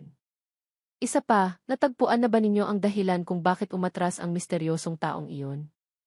Ni hindi pa nga kayo nakakapaghari sa kontinente ng Shang, nangangarap na kayo ng mga ibang mundo. Ang kasakiman ng tao ay parang ahas na lumulunok ng elepante. Alam na ni Emperador Zhao kung saan siya nagkamali. Ang aral ni Huwad na engkantado ay talagang tama. Masyado kaming naging mayabang. Madilim na nagpatuloy si Junlin, syempre, may isa pang mahalagang punto. Alam ba ninyo kung paano bubuksan ang bituing pintuang ito? Pareho silang tahimik, hindi sumagot. Pinalakas sila ng loob ni Junlin, sige, magpatuloy kayo sa pagsisikap. Marahil, basta't umiiral ang bituing pintuang ito, marami pang magagandang araw ang dakilang zoo. Sumunod si Emperador Zhao. Mahigpit po naming babantayan ang lugar na ito. Sumunod si Wujay, nagtanong. Guro, kung talagang ayon sa sinabi ninyo, ang mga madilim na nilalang ng Mingyuan na iyon ay talagang dapat mamatay. Sila pala, handang pagtaksilan ang mundo ng Kunlun, maging mga piyesa ng mga dayuhang lahi mula sa ibang mundo. Sumagot siya, ngayon, ang pinaka-interesado ako ay kung ano ba talaga ang nangyari sa mundo ng Kunlun noon. Ang pagsalakay ng mga lahi ng Mingyuan ay tiyak na hindi ganoon kasimple. Base sa bilis ng pag-atake, ang bituing pintuang ito ay tiyak na hindi ang kaisa-isang nasa silangang rehiyon. Mukhang ang paglalakbay sa sansinukob ay talagang umiiral. Ngayon, napaka-interesante na nito. Nagpatuloy si Wujay. Kung gusto nating malaman kung ano ang nangyari sa mundo ng Kunlun noon, marahil ay alam iyon ng mataas na mundo ng mga engkantado. Sa kakayahan ni Guro, naniniwala akong sa maikling panahon, makakalusot kayo sa sakuna, magiging engkantado, aakyat sa mataas na mundo. Umaasa rin si Munting Puti. Sana sa oras na iyon, makakasunod din ako kay Guro at makarating sa lugar na pinapangarap ng hindi mabilang na naglilinang. Sinabi ni Kuya Hong, ang mundo ng mga engkantado ay malakas din ang nang-aapi sa mahina, mas malupit pa kaysa sa mababang mundo. Nang marinig ito ni Hong Qianye, naisip, pagkatapos kong malampasan ang sakuna at maging engkantado, hindi ako pipiliing umakyat agad sa mundo ng mga engkantado, kundi magpapatuloy na manatili sa gitnang rehiyon, sanain ang sarili, at tulungan ang sektang sumasamba sa apoy na malampasan ang mga kahihinatnan. Ang pinakamalaking dahilan ay narinig kong ang mundo ng mga engkantado ay may napakahigpit na sistema ng antas. Ang mga taong kayang maging engkantado ngayon ay ang mga taong kayang mag-utos sa ulan at hangin sa mundo ng kunlun. Mga taong sinasamba ng hindi mabilang na naglilinang. Ngunit kung aakyat sa mataas na mundo, magsisimula lang sila ulit mula sa ibaba. At ang ganitong uri ng pakiramdam ng mababang katayuan ay hindi kayang tiisin ng maraming tao. Kung sa mundo ng mga engkantado ay may kakampi, sa oras na iyon may nakatatanda pang gagabay. Ngunit ako, nasa kabaligtarang sitwasyon. Sa gitnang rehiyon, napakarami ko ng kinalaban na puwersa. Kung gusto kong umakyat, baka habulin ako hanggang mamatay ng mga tao roon. Itinanggi niya ang sinabi mo. Ang pagiging engkantado, ang pag-akyat, ay hindi simple tulad ng iniisip mo. Iyon ay isang bagay na hindi lang sa pamamagitan ng desperadong paglilinang ay makakamit. Inosenteng nagtanong si Bujay, ha? Hindi kaya si Kuya dati ay naging engkantado na? Dinala sila pabalik ng Kunpeng. Naisip ni Junlin, ang Mingyuan ay naglunsad na ng unang yugto ng pag-atake, at ang ibang mga lugar sa silangang rehiyon ay maaaring maharap din sa pag-atake ng Mingyuan. Kahit ang apat na iba pang malalaking rehiyon ay madadamay din sa bagay na ito. Ang krisis na ito ng mundo ng Kunlun, hayaan ninyong iligtas kayo ng amo ninyong ito. Bigla siyang may naalala. Ay, nga pala. Muntik ko nang makalimutan ito. Naamoy ni Munting Puti ang mabangong amoy, nagtanong, ang bango. Guro, ano po ito? Pwede ko po bang tikman? Tumanggi siya. Ito ay pagkain para sa alagang hayop. Nag-anyong hayop si Munting Puti, nagmakaawa. Si Munting Puti ay hayop din. Alagang hayop din ni Guro. Napilitan si Junlin na sundin siya. Mukhang wala namang problema. Sige, itong supot, para sa iyo, gawin mong merienda. Tuwang-tuwang sumigaw si Munting Puti. Opo. Salamat, Guro. Si Hong Qianye sa kabilang tabi ay lihim na nagmura. Ang tangang dagang ito. Buong araw, walang ginawa kundi kumain. Walang pinagkaiba sa iya na iyon. Tunay ngang isang malaking sayang sa katawang dakilang loo. Pag-aabuso sa mga banal na bagay. Tumikim si Munting Puti ng isang kagat. Pagkakain pa lang, sumambulat ang isang tunay na enerhiya sa kanyang buong katawan, agad na umangat ang antas. Natigilan si Hong Qianye na pagtanto, gitnang yugto ng pagbabagong espiritu. Huling yugto. Rurok. Perpeksyon. Lumusot siya sa antas ng pagsasanib katawan. Maagang yugto ng Mahayana. Ito di. Inosenteng sinabi ni Munting Puti kay Junlin, ang merienda ni Guro, masarap po talaga. Ha? Si Munting Puti, bakit po ako biglang lumusot? Pati siya ay nagulat. Hindi niya inaasahan, isang supot lang ng sukdulang kalidad na pagkain para sa alagang hayop, nagawa siyang palusutin mula sa maagang yugto ng pagbabagong espiritu hanggang sa maagang yugto ng Mahayana. Kung kakain pa ng ilang supot, ano kaya ang mangyayari? Hindi kaya direktang magiging engkantado na? Si Bujay sa isang tabi ay hindi napigilang sumigaw. At Bay. Ikaw. Sa isang iglap lang, ang iyong kasanayan ay kapantay na ng aking antas. Naniniwala si Hong Qianye, ang supot ng meriendang iyon ay may demonyo. Talagang mausisa ako. Ang Junlin na ito, anong uri ng sukdulang kayamanan ang hawak niya na kahit kailan ay kaya niyang maglabas ng magagandang bagay na kinaiinggitan ng buong mundo. Hinaplos ni Junlin ang ulo nito, nagtanong, Munting Puti, gusto mo pa bang kumain? Sumagot ito, opo. Gusto. Papo ni Munting Puti kumain. Ibinigay lahat ni Junlin kay Munting Puti. Heto, hawakan mo, kainin mo. Nanlaki ang kanyang mga mata. Salamat, guro. Ang dami pa pala. Napakaganda. Hindi niya nakalimutang kumuha pa ng pagkain para sa kunpeng. Kun, kamakailan lang, napagod ka. Ito ang pagkain para sa iyo.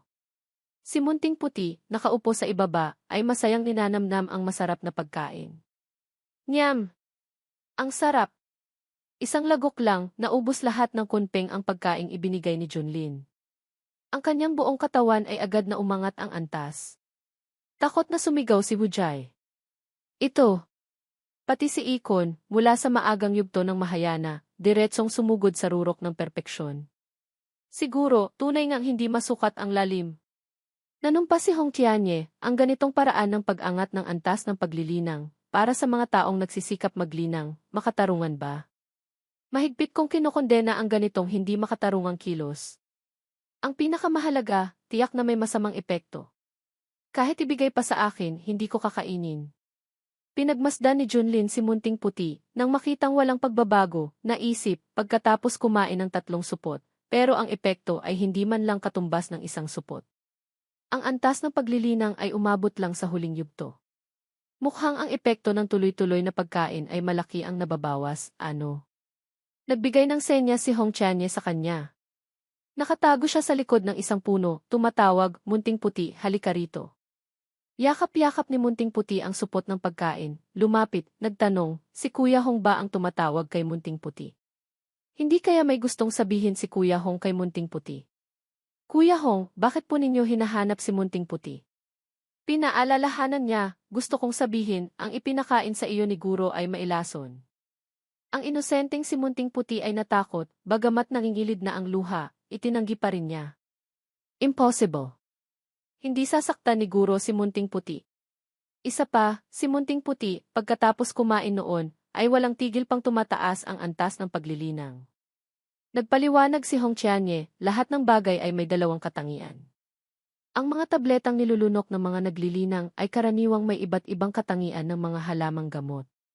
Habang pinapataas ang antas ng paglilinang, kasabay nito ay nalalason din ang mga ugat. Kaya, ang meryendang ito, mukhang nakakatulong sa paglusot sa antas, ngunit sa katotohanan, pinapabilis lang nito ang proseso. Baka sa loob ng katawan, may ipon ang isang malaking halaga ng lason. Kung kakain pa, parang dahan-dahang nagpapakamatay. Hindi naniwala si Munting Puti. Ang ipinakain sa akin ni Guro, iyon ay nagpapatunay na ang meryendang ito ay walang problema. Isa pa, hindi naman ako nakakaramdam ng anumang masama sa aking katawan. Sumagot si Hong Tianye, kung hindi ka naniniwala, hayaan mong ipakita ko sa iyo ng kaunti. Pagkasuri pa lang, nagulat siya, napagtanto, imposible. Ang buong sistema ng mga ugat ay hindi man lang nasira. Ang pundasyon ay napakatibay. Mayroon pa ngang napakadalisay na mga banal na esensya ng langit na walang tigil na dumadaloy sa buong katawan. Ang bagay na ito ay mas epektibo pa kaysa sa mga tableta. Tuwang-tuwang sinabi ni Munting Puti, Kuya Hong, wala pong nangyari kay Munting Puti, hindi ba? Kung wala na po, mauuna na po si Munting Puti. Nagbago ang mukha ni Hong Tianye, madilim na nag-utos, iwanan mo ang meryenda. Si Kuya, para sa kabutihan mo. Napakasunurin mo sa akin, hindi ba? Natakot si Munting Puti, sumagot, ngunit. Ito po ay ibinigay ni Guro kay Munting Puti. Makapal ang mukha niyang inagaw ang gamit ng bata. Kunin mo ito. Nang makitang umiiyak si Munting Puti, sinaway siya ni Hong Tianye. Anong iniiyak-iyak mo? Umuwi ka na. Umuwi ka at alagaan mo siguro. Isa pa, ang bagay na ito, huwag mong sasabihin sa kanya. Naintindihan mo ba? Masunuring sumagot si Munting Puti, opo. Naisip ni Hong Tianye, ang maliit na dagang ito. Ako mismo ang huli sa iyo. Ngayon na ang sandali para ako lumusot sa antas ng paglampas sa sakuna. Pinunit niya ang supot ng pagkain, direktang isinubo sa bibig. Sinikap ni Hong Tianye nang nguyain. Ang pagkaing ito may amoy pa? Ngunit, bakit parang namamaga at puno ng hangin ang tiyan ko? Natakot siyang napagtanto, peligro. Sa loob ng katawan, may isang magulong enerhiya. Kung magpapatuloy ito, masisira ang aking katawan. Bakit ang bulok na dagang iyon, pagkatapos kumain, ay ayos lang? Ako naman, pagkakain, naging ganito. Tapos na. Ako. Mukhang malapit na, G. Naglabas siya ng isang napakalakas na hangin, sapat na para mapalipad si Hong Qianye sa kalangitan. Si Junlin sa ibaba ay mausisa. Anong nangyayari? Munting Hong, bakit lumilipad ka sa langit? Nagpatuloy si Bujay, isa pa, sa hangin, bakit may amoy di? Lumingon siya, nagtanong, Munting Puti, anong nangyari sa iyo? Naiinis siyang sumagot, wala po si Munting Puti. Mula sa kanyang ugali, bahagyang napagtanto ni Junlin si Munting Puti ay naiinis pa ring nakaupo sa isang sulok. Nainis si Junlin, naisip, ito pala ang nangyari. Si Hong Qianye ay bumagsak ng malakas sa lupa. Niyakap niya ang tiyan, namimilipit, nagmamakaawa, gugurod. Madilim na nagtanong si Junlin, sabihin mo sa akin, ano ba talaga ang ginawa mo? Nahihiya si Hong Qianye, hindi nangahas umamin. Sinigawan siya ni Junlin, bingi ka ba? Tinanong kita. Yumuko si Hong Qianye, umamin ng kasalanan. Nagkamali po ang disipulo. Pakiusap po, guro, wag na po kayong magalit. Diretsong sinigawan siya, bakit mo inagaw ang merienda ni Munting Puti? Si Munting Puti sa isang tabi ay namagitan. Si Munting Puti po ang nagbigay sa kanya. Sinabi ni Kuya Hong, gusto rin daw niyang tikman. Nagpatuloy sa pagsisisi si Junlin, alam kong para mapataas ang iyong antas ng paglilinang, gagawin mo ang lahat. Ngunit si Munting Puti ay kapatid mo. Pumikit si Hong Qianye, umamin ng pagkakamali. Alam na po ng disipulo ang pagkakamali, guro. Bigla siyang natahimik. Isa pang utot ang nagpalipad sa kanya sa kalangitan. Ipinagpag ni Junlin ang masangsang na amoy sa paligid, nagmura, hindi pa tapos. Mamaya, bumaba ka rito at magpakumbabang tumanggap ng parusa. Nang hihinayang na naisip ni Hong Qianye, hindi ko inaasahan, nagnakaw ng manok, nawalan pa ng bigas. Sa susunod, kailangan kong mag-ingat pa. Mabuti na lang at hindi nakita ng dating kaaway, kung hindi, ano pang mukha ang ihaharap ko sa mundong ito. Sa baryo ng Jiba, payapa, ang mga tao ay sabay-sabay na itinuturo ang kalangitan. Hoy, tingnan ninyo. Isang napakagandang engkantada. Isa pa, anong kakaibang tunog ang ginagawa niya? Pakiramdam ko, ang tunog na iyon ay ang atin na iyon umuutot. Kalokohan! Ang isang napakagandang engkantada, paanong utot? Ito ay isang engkantadang bumaba, banal na hangin, biyaya para sa ating baryo ng Jiba. Lahat kayo, langhapin ninyo ang banal na hangin. Bilisan ninyo, langhapin ninyo. Lahat ng mga taga-baryo ay niloloko ang sarili. Banal na hangin? Ito pala ang banal na hangin. Hindi katakatakang napakasarap ng amoy. Bilisan ninyo. Lahat kayo, langhapin ninyo. Kung palalampasin ninyo, wala na. Si Hong Qianye, matapos ang mahabang paghihirap, ay bumalik para magulat. Guro, nalinis na po ng disipulo ang enerhiya sa aking katawan. Pakiusap po, guro, parusahan ninyo ako. Nagbigay siya ng parusa. Alam kong napakataas ng iyong amor proprio. Kung gayon, sa susunod na 3 buwan, kailangan mong pagsilbihan si Munting Puti. Ano man ang sabihin niya, iyon ang gagawin mo. Ituring mo itong pagbabayad sala. Narinig mo ba? Naisip ni Hong Qianye, hindi ko inaasahan, ako pala, naging alipin ng isang daga. Lintik talaga. Sa bibig, sumagot siya, narinig ko na po. Salamat po, guro, sa inyong pagpaparaya. 3 buwan ang lumipas, sa labas ng silangang bansa, kontinente ng Gu, sa tarangkahan ng Chulong, may isang taong sumigaw, malapit nang magbukas ang lambak ng hari ng gamot. Talagang ayokong palampasin ang bihirang pagkakataong ito. Ang usapan ay umalingaw sa buong tindahan ng alak. Ang lambak ng hari ng gamot ay isang sukdulang banal na lupain, puno ng mga pagkakataon. Ayon sa alamat, si Venerable ng gamot, ang may-ari ng lambak ng hari ng gamot, ay may napakataas na antas ng kasanayan sa medisina at sinasamba ng mga naglilinang sa buong sanlibutan noong sinaunang panahon. Hindi lang iyon, nagtanim pa siya ng iba't ibang uri ng mga tanyag na gamot sa loob ng lambak ng hari ng gamot. Nagtayo pa siya ng isang malaking pormasyon ng pag-ipon ng espiritu sa loob, direktang hinihigop ang kalahati ng lakas espiritual ng kontinente ng Gu para alagaan ang mga nasa loob. Kahit anong sanga ng karaniwang banal na gamot ang ilabas, magdudulot pa rin ito ng madugong labanan sa panlabas na mundo. Ang lambak ng hari ng gamot ay nagbubukas lang tuwing 100,000 taon. Isa pa, limitado lang ang oras ng pagbubukas at limitado rin ang bilang ng mga taong makakapasok. Sa pagkakataong ito, sa wakas ay nakaabot na tayo. Sa oras na iyon, yak na magiging napakatindi ng kompetisyon. Narinig kong ang ilang mga silid sa unang klase roon ay puro nasa antas ng pagbabagong espiritu. Tayo, mga hamak na nasa antas ng pagtatatag ng pundasyon, ay karapat-dapat lang tumayo sa labas at magyabang. May sumagot, ano naman iyan? Narinig kong ang mga silid sa unang klase sa itaas ay may mga banal na hari pa sa antas ng pagsasanib katawan. Ngunit kahit paano, subukan pa rin natin baka sakali.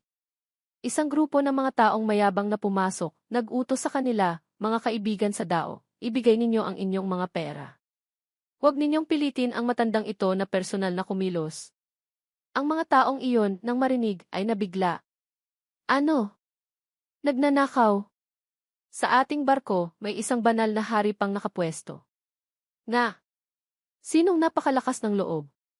Araw na araw, nagnanakaw sa gitna ng daan? Lumabas kayo, tingnan natin. Nagmamadaling lumapit ang may-ari ng tindahan, nagtanong, maaari ko po bang itanong kung ano ang inyong marangal na pangalan? Hinaplos niya ang balbas, nagpakilala. Junlin ng sektang Xuantian. Sa tabi, may mga disipulo pang nagpapanggap na mga disipulo ni Junlin. Ang grupo ng mga naglilinang ay napanganga habang nakatingin sa taong iyon. Siya iyon. Ang banal na mamamatay tao na maputi ang buhok, si Junlin. Totoo ba siyang iyon? Bakit pakiramdam ko, ang taong iyon ay hinding-hindi gagawa ng mga ganitong bagay? Hindi kaya peke siya? Bulag ka ba? Hindi mo ba nakikita ang mga taong nakatayo sa tabi niya? Hindi ba tulad ng mga tsismis? Ngunit may mga tsismis din na ang kanyang sasakyan ay ang kunpeng, isang sinaunang banal na hayop. Lintik! Naniniwala ka pa rin ba dyan? Ang ganitong uri ng banal na hayop ay matagal nang naubos sa mundo ng Kunlun. Paanong magiging sasakyan niya iyon? Nga! Tiyak na dinagdagan lang ng kwento. Kahit gaano pa kalakas si Junlin, hinding-hindi niya kayang gawing sasakyan ang kunpeng. Huwag na kayong magsalita pa ng marami. Sa ngayon, maaari lang tayong maging masunurin, ibigay ang ating mga ari-arian para mailigtas ang ating buhay. Mayabang siyang naisip. Mukhang ang mga basurang ito ay kumagat na sa pain. Maaari na akong kumilos? Pagkatapos, nag-utos, Ujay, kunin mo na ang kabutihan ng mga kaibigang ito sa dao. Sumagot siya, opo, guro. Ang espada ay nahugot na. Maging matalino kayo. Lahat ng pera, ibigay ninyo rito. Huwag ninyong pilitin si Lolo Lee na pumatay ng tao. Ang mga taong iyon ay natakot, umatras. Ibibigay namin. Ibibigay namin. Pakiusap po, huwag ninyo kaming saktan. Si Muntingi, ang nagpapanggap na Ujay, ay itinutok ang espada sa itaas na palapag. Umakyat kayo sa itaas. Lahat kayo, maging masunurin, lumabas kayo at ibigay ang inyong mga singsing na imbakan kay Lolo Lee. Kung hindi, huwag ninyong sisihin si Lolo Lee kung kikilos ako ng walang awa. Ang pintuan sa itaas ay nanatiling tahimik, hindi bumukas. Nagpasya si Muntingi na umakyat doon para maningil. Ang mga tao sa pinakamataas na silid, nagpapanggap na patay? Gusto ninyong ako mismo ang umakyat para kolektahin kayo. Sumunod ang may-ari ng tindahan, nagmamakaawa, Lolo Lee. Pakiusap po, huwag po ninyong gawin iyan. Sa loob, may 2 panauhin mula sa kontinente ng Gong. Sila po ay mahahalagang tao. Tingnan po ninyo Nang marinig ito ng gago, lalo siyang naging mayabang, sumigaw, mahalaga ang tae ng nanay ninyo. Kailangan pa rin nilang bigyan ng respeto ang aking guro. Kung marunong silang makisama, magpakumbaba silang bumaba rito. Kung hindi, kapag kumilos na ang aking guro, tiyak na patay kayo. Nag-atubili ang may-ari ng tindahan. Ito Mula sa silid, may isang boses na narinig. Kaibigan sa Dao, kami po ay mula sa sektang Wendao, mula sa kontinente ng Gong. Sa pagkakataong ito, hindi po kami handa, kaya sa ibang araw na lang po kami bibisita sa inyong sektang Xuantian. Medyo nag-aalangan si Muntingi. Sektang Wendao. Hindi ba't ito ang nangungunang sekta sa silangang rehiyon, pangalawa lang sa paaralang Yuhua? Narinig kong minsan nang nagsilang ng ilang engkantado. Ngunit kahit ang paaralang Yuhua, sa harap ni Junlin, ay kailangang umurong. Bahala na. hindi siya sumang-ayon. Ang mga bagay sa hinaharap saka na natin pag-usapan. Ngayon, bumaba kayo agad para kay Lolo Lee. Si Dizeng Miaoyi ay nagbukas ng pinto, lumabas. Sinigawan siya agad ni Munting Yi. Ikaw na bulok na babae. Nakatitig ka kay Lolo Lee, ano ang ibig mong sabihin? Gusto mong makipaglaro ng 20? Iwinasiwas ni Miaoyi ang kamao. Sino ang sinasabi mong babaeng dapat mamatay? Pinigilan siya ni Dizeng. Binibini, wag po kayong padalos-dalos. Ang bagay na ito, hayaan ninyo na po sa akin. Lihim na tinasa ni Dizeng ang grupo ng 4. Tunay ngang katulad ng grupo ni Junlin sa mga chismis. Bagamat hindi ko makita ang antas ng paglilinang na huwad na engkantado, narinig kong napakagaling niyang magtago ng antas ng paglilinang, kaya mas mabuting mag-ingat pa rin. Kaya, ibinigay niya sa Gago. Dito, may 5 milyong sukdulang kalidad na kristal na espiritu, at ilang sandatang espiritu pa na sapat gamitin. Sana'y tumigil na po kayo, kaibigan sa Dao. Pakisabi po kay Huwad na engkantado, ang aming sektang Wen Dao ay may kaunting tanda ng paggalang. Agad itong kinuha ng Gago. Mukhang marunong kang makisama. Babalik ako para iulat kay Guro. Naiinis na napapadyak si Miaoyi. Tiyode, bakit po ninyo ginawa iyon? Lihim nang umiti si Munting Yi. Nagpanggap lang tapos takbo. Nakaka-excite talaga. Ang pagharap sa isang mandirigma sa antas ng Mahayana, talagang may presyon pa rin. Mabuti na lang at napakagaling kong umarte. Nagpaalam si Dizeng sa Gago. Ang kabutihan ng mga kaibigan sa Dao, natanggap ko na po. Hanggang sa muli. Si Miaoyi sa isang tabi ay galit pa rin. Tiyode, labis mo akong nadismaya. Nagpaliwanag siya. Binibini, pinoprotektahan ko lang po ang inyong kaligtasan. Kung hindi tayo nagbigay galang, ang Junlin na iyon na may ugaling uhaw sa dugo, tiyak na papatayin tayong lahat. Kahit ang paaralang yuhwa ay hindi niya nirerespeto. Baka sakaling may mangyaring masama sa inyo, ako ang magiging salarin ng sektang Wen Dao. Naiinis siyang tumingin sa direksyon kung saan umalis si Wujai. Tunay ngang kung ano ang puno, siya ang bunga. Ang Junlin na ito ay masyado ng sobra. Sa anong karapatan niya nagiging walang batas? Sa silaang rehiyon, gusto niyang gawin ang kahit anong gusto niya. Nagpatuloy si Dizeng. Sino ba ang nagsabing ang kanyang antas ng paglilinang ay hindi masukat ang lalim? Sa labanan, pinatay pa niya ang isang huwad na engkantado ng paaralang yuhwa. At iyon pa ay ang guro ng banal na anak ng paaralang yuhwa. Sayang lang, mula sa libu-libong milya ang layo, tumakbo siya, akala niya'y mag-isa niyang mapapatay si Junlin. Sino ba ang mag-aakala, ang taong iyon ay sadyang nagtago ng antas ng paglilinang? Sa huli, si Juyang ay kahabag-habag na napatay pabalik. Naiinis na napabulala si Miaoyi. Lintik, bakit sa mundong ito may ganitong kasamang tao? Kailangan kong maging malakas, personal na kumilos para lipulin ang bulok na ito. Nagpatuloy siya. Tama. Base sa iyong talento, maaga o huli, makakalusot ka sa paglampas sa sakuna, at maaaring magpatunay pa sa Dao, maging engkantado. Huwag mong kalimutan, ikaw ang taong nagdadala ng banal na katawan ng bituin. Ang ganitong uri ng katangian, kumpara sa banal na katawan ng araw ng banal na anak ng paaralang yuhwa, ay hindi gaanong nalalayo. Ang determinasyon sa kanyang puso ay tumaas. Huwag po kayong mag-alala, Tiyode. Magsisikap po akong maglinang. Junlin, maghintay ka lang. Ang 4 na manloloko ay bumalik sa kanilang taguan. Ang nagpapanggap na Munting Puti, si Munting ay nagsalita. Salamat sa pangalan ng Junlin na iyon, talagang epektibo. Nitong mga araw na ito, sa aming pagnanakaw, puro tagumpay lang, walang anumang hindi inaasahang pangyayari. Ikinuwento ni Munting Yi.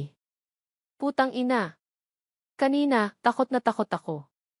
Mabuti na lang, ang venerable ng sektang Wen Dao, sa ilalim ng presyon mula sa reputasyon ni Lin Jun, ay agad na sumuko. Kahit isang venerable ay kailangang gumalang sa akin.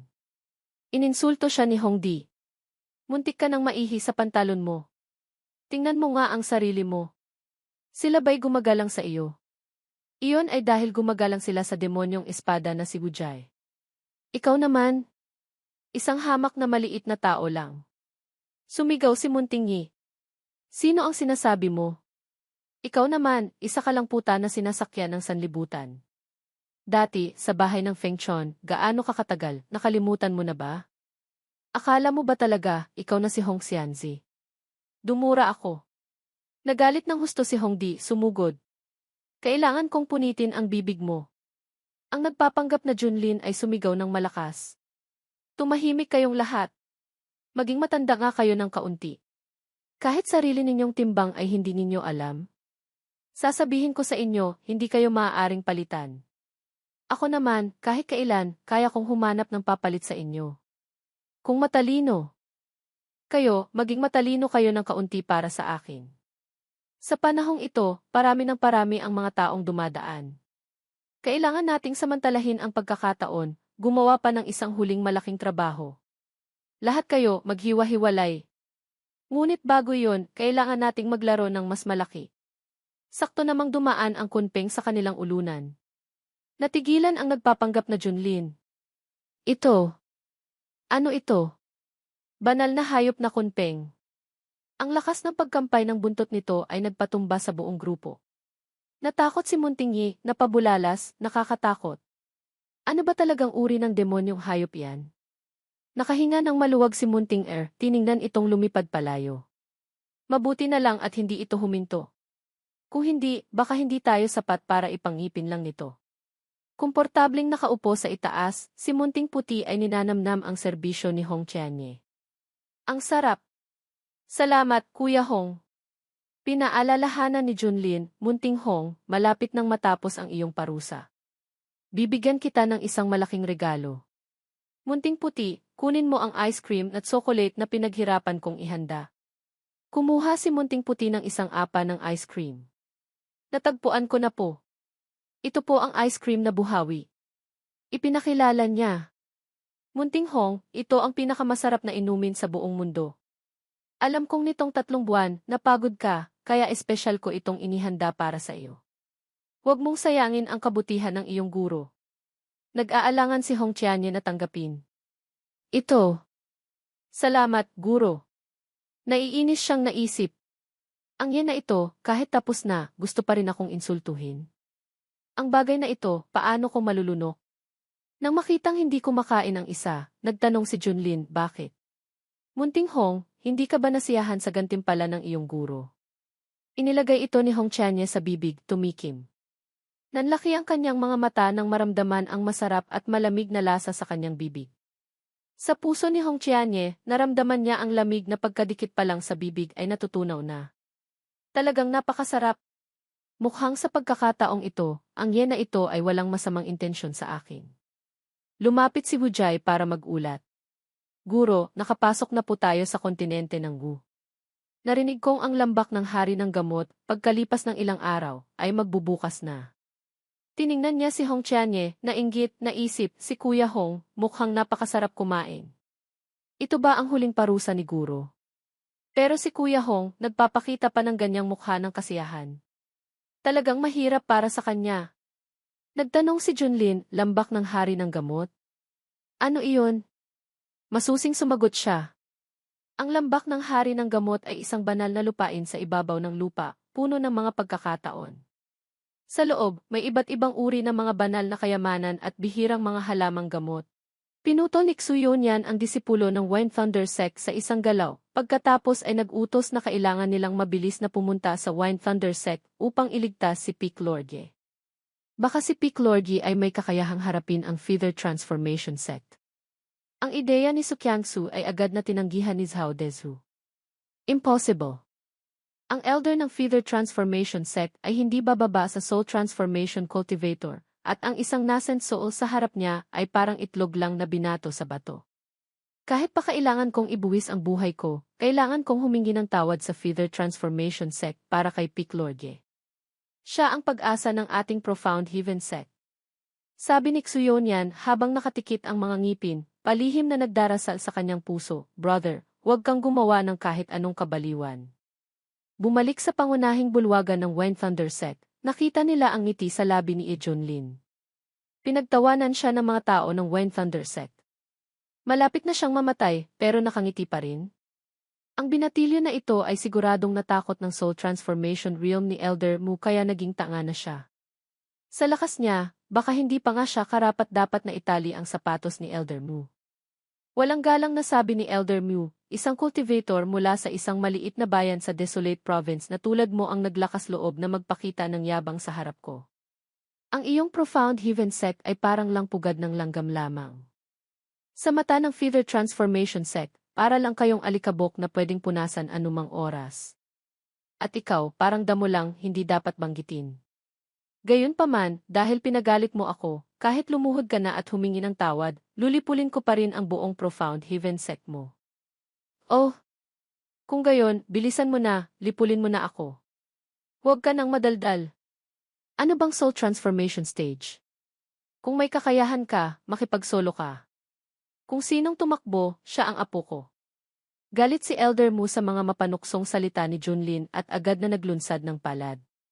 Agad na nag-anunsyo ang system ni Junlin, natuklasan na ang host ay inatake ng kaaway sa soul transformation late stage. Aktibo na ngayon ang passive effect, stronger against stronger. Natanggap ang cultivation na soul transformation peak. Sa bagong cultivation, iwinagayway lang ni Junlin ang kanyang kamay at na-neutralize ang atake ni Elder Mu na ikinagulat niya. Bakit? Paano ka naging soul transformation stage? Sa sandaling ito, tulala rin si Chen Yunhai. Bakit ganito? Isang maliit na profound heaven sect lang pero may soul transformation expert na nagbabantay. Ang profound heaven sect ay talagang kahanga-hanga. Nagawa nilang itago ang ganyang taktika.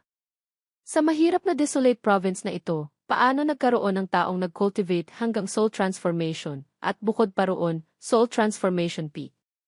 Sa rehiyon na ito ng desolate province, ang isang nascent soul ay maaari ng maging foundational patriarch, na kayang panatilihin ang isang sekta ng matatag sa loob ng libu-libong taon ng walang pagbabago. Wala pa kailanman lumitaw ang isang soul transformation stage. At bukod pa riyan, napakabata ng taong ito para umabot sa ganitong realm. Paano ito posible? Walang katiyakang nagtanong si Chen Yunhai kay Elder Mu, Elder Mu, ano na ang gagawin natin ngayon? Kailangan mong iligtas ang Wind Thunder Sect. Anong kinatatakutan mo? Huwag kalimutan, galing ako sa Azure Province Feather Transformation Sect. Hindi niya maisip ang mga pamamaraan ng mga immortal na nasa akin. Sa pagkarinig ng mga salitang ito, natawa si Junlin at nagsabi, matandang iho, sa tingin mo ba talaga na mas mataas ang iyong cultivation method kaysa sa akin? Kalokohan! Ang cultivation methods ng mga maliliit na sekta na tulad mo ay malayo sa feather transformation sect namin. Hayaan mong buksan ko ang iyong mga mata at ipakita sa iyo minsan ang isang top-tier divine ability ng mortal realm. Pagkasabi nito, ginamit ni Elder Mu ang kanyang galaw, Tai Azure Wood Palm, upang atakehin si Junlin na ikinahanga ng mga tao ng Wind Thunder Sect. Siguradong galing sa feather transformation sect. Paglabas pa lang, earth level cultivation method na. Tiwala si Elder Mu na nagsabi, binatilyo, ang mamatay sa kamay ng matandang ito ay karangalan na ng mga cultivator sa mga mababang antas na sekta na tulad mo. Isang kuting lang na naglakas loob na magsayaw ng espada sa harap ko. Pagkasabi nito, ginamit ni Junlin ang Human King Seal at ginawa ang Tai Azure Wood Palm ni Elder Mu na pangalan na lamang.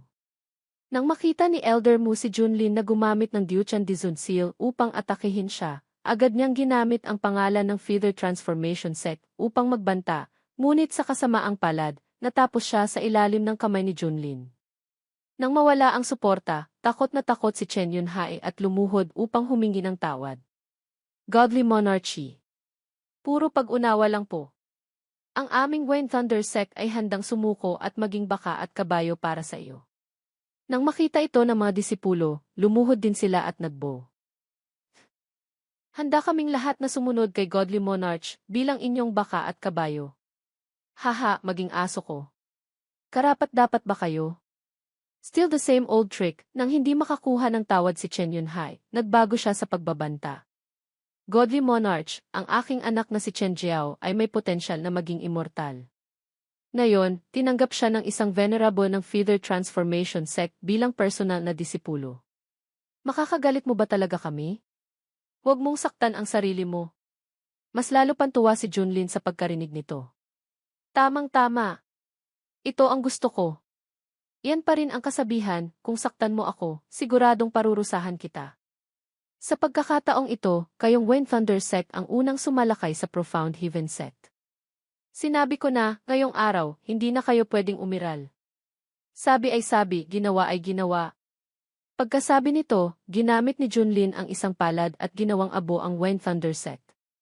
Bago bumalik sa kanyang mga ninuno, hindi nakalimutan ni Chen Yunhai na sabihin, ang kahihiyan na hugasan ng dugo ngayong araw, ang aking anak ay tiyak na babawiin ng 1,000 beses, 10,000 beses. Kung gayon, aabangan ko ang iyong anak na maging immortal na darating dito para magbigay sa akin ng karanasan. Pagkatapos nito, pabalik na si Junlin nang dumating ang mga tao ng Profound Heaven Sect. Mabuti. Brother Ye, nandito ka pa. Hinawakan ni Xuyonian ang kamay ni Junlin at sabik na nagsalita, mukhang maswerte ka. Narinig ko na dumating ang elder ng Feather Transformation Sect. Siguro hindi siya aksidenteng nandyan kaya maswerte kang nakatakas. Ngayon, umalis na tayo habang may oras pa. Hinawi ni Junlin ang kanyang kamay at tumawa, sinasabi mo ba ang elder na yon? Napatay ko na siya. Ano? Napatay mo ang elder ng Feather Transformation Sect. Hindi ba't siya ay isang soul transformation cultivator? Sabi ni Sukyangsu na nakangiti, kita mo, sabi ko na, si Peak Lord Ye ay may pambihirang lakas at kayang harapin ang sarili niya. Sa sandaling ito, medyo hindi pa rin makapaniwala si Xuyunian. Paano nangyari? Nakaya ni Brother Ye na talunin ang soul transformation stage. Tinapik ni Junlin sa balikat si Xuyunian. Sa totoo lang, soul transformation stage din ako. Huwag na nating pag-usapan yan, bilisan natin, kailangan nating salakayin ang Wind Thunder Sect para makakuha ulit ng mga yaman. Sa sandaling ito, lumapit si Zhao Dezhu upang magulat na nakakita sila ng isang nascent soul pill. Iyon mismo ang ipinadala ni Chen Jiao kay Chen Yunhai sa pamamagitan ni Elder Mu. Ang nascent soul pill na ito, hayaan na lang gamitin ito ng Sect Master. Kung mabilis kayong magbe-breakthrough sa nascent soul, mas lalong lalakas ang Profound Heaven Sect. Maluwag sa loob na sabi ni Junlin.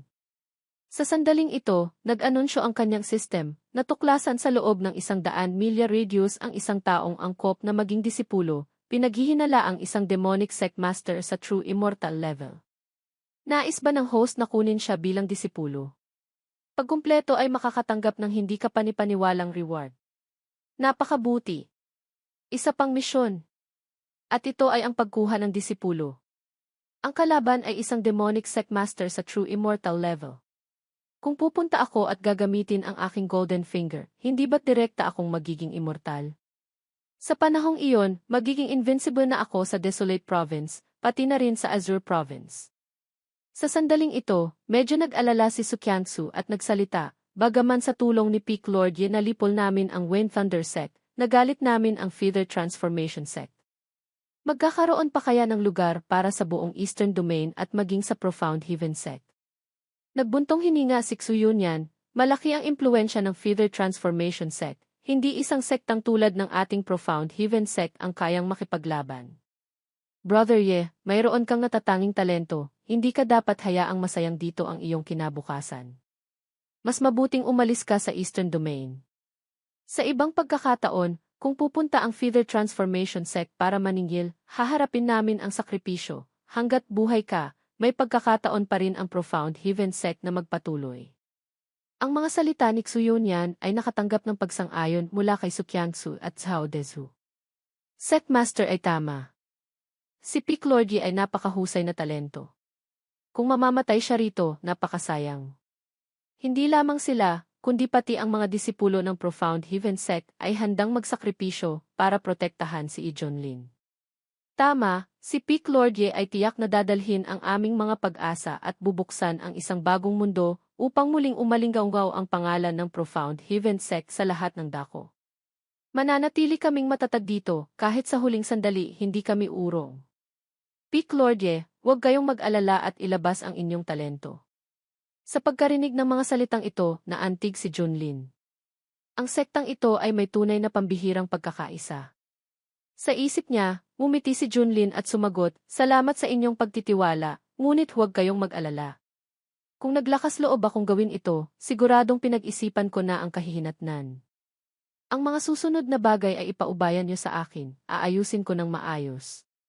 Ang lugar na ito ay ipinaubaya ko na sa Secmaster. Linisin niyo lang ng dahan-dahan, may mahalaga akong kailangang gawin at kailangan ko nang umalis. Pagkasabi nito, mabilis na umalis si Junlin upang hanapin ang kanyang disipulo. Kasabay nito, sa lugar ng yang bambuo, si Hong Qianye ay hinahabol ng isang malibog na matanda. Kagandahan, huwag kang tumakbo. Hayaan mong magsaya si Daoist ko kahit kaunti. Galit na sigaw ni Hong Qianye, umalis ka. Ilang beses ko na sinabi, lalaki ako, lalaki. Hindi naniwala ang matanda at nagsabi, isang napakagandang binibini, paano ka magiging lalaki? Huwag mo nang lokohin ang matandang ito. Tunay na isang tigre na nahulog sa kapatagan at inaapi ng mga aso. Sa pag-iisip, ako, ang dating demonic sect master na nagpakilabot sa Central Domain. Ang fire worship demonic sect na itinatag ko mula sa True Immortal Realm, may malaking kapangyarihan at naghahari sa daang libong bansa na may bilyon-bilyong deboto. Sino ang mag-aakala na ang aking mga kaaway ay makikipag-ugnayan sa maraming Holy Land powerhouses at maglulunsad ng malaking scale siege sa aking fire worship demonic sect? Nakaubos lamang ako ng lahat ng aking primordial energy at nagpakamatay upang makatakas sa pagkakubkob, nagtago sa lugar na ito. Hindi ko inakala na mapupunta ako sa ganitong malungkot na kalagayan ngayon. Habang palihim na umiiyak si Hong Qianye, ginamit ng matanda ang kanyang late-stage golden core cultivation upang subukang kontrolin si Hong Qianye, ngunit pinigilan ito ng nagliliyab na proteksyon ni Hong Qianye. Isang taong may foundation establishment cultivation lang pero kayang lumaban? Isa kaya siyang heavenly talent mula sa isang malaking sekta na lumabas para maglakbay? Medyo nagulat ang matanda noong una, ngunit mabilis siyang nagbago sa paggamit ng mga concealed weapon at nagtagumpay sa pagkontrol kay Hong Qianye. Nang makita niyang papalapit ang matanda, hindi na nakayanan ni Hong Qianye at itinuro ang kanyang maskuladong dibdib upang patunayan na siya ay lalaki. Medyo nagulat ang matanda noong una, ngunit mabilis siyang nagplano na lumipat sa oil system, na ikinagalit ni Hong Qianye at direktang sinunog ang lahat ng kanyang inner core at naglunsad ng isang palad na nagpalipad sa matanda. Ang mangyari ang ganito ay tunay na malas. Halos basag na rin ang inner core ko. Kailangan kong mabilis na maghanap ng lugar para mapanatili ang aking lakas at magplano ulit. Papunta na sana si Hong Qianye nang marinig niya ang isang boses na nagsasabi, ang malibog na iho na iyon ay hindi karapat-dapat mamatay. Talagang hindi ordinaryo ang iyong pinagmulan. Sino yan? Sigaw ni Hong Qianye. Pagkatapos, alerto siyang tumingin sa paligid at lumitaw ang isang matanda. Maliit na kaibigan, huwag kang masyadong mag-isip. Dito lang dumaan ang matandang ito, hindi ako kasama ng demonyong iyon. At bukod pa riyan, ordinaryo ang aking kagustuhan, maaari kang maging panatag. Nang marinig ito ni Hong Qianye, kumalma ang kanyang pag-iingat at nagbo bilang tugon, gayon pala. Kung ganon, magkita tayo muli sa hinaharap, paalam.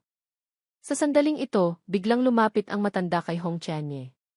Kung ikukumpara sa nauna, mas interesado ako sa mga sikreto sa katawan mo.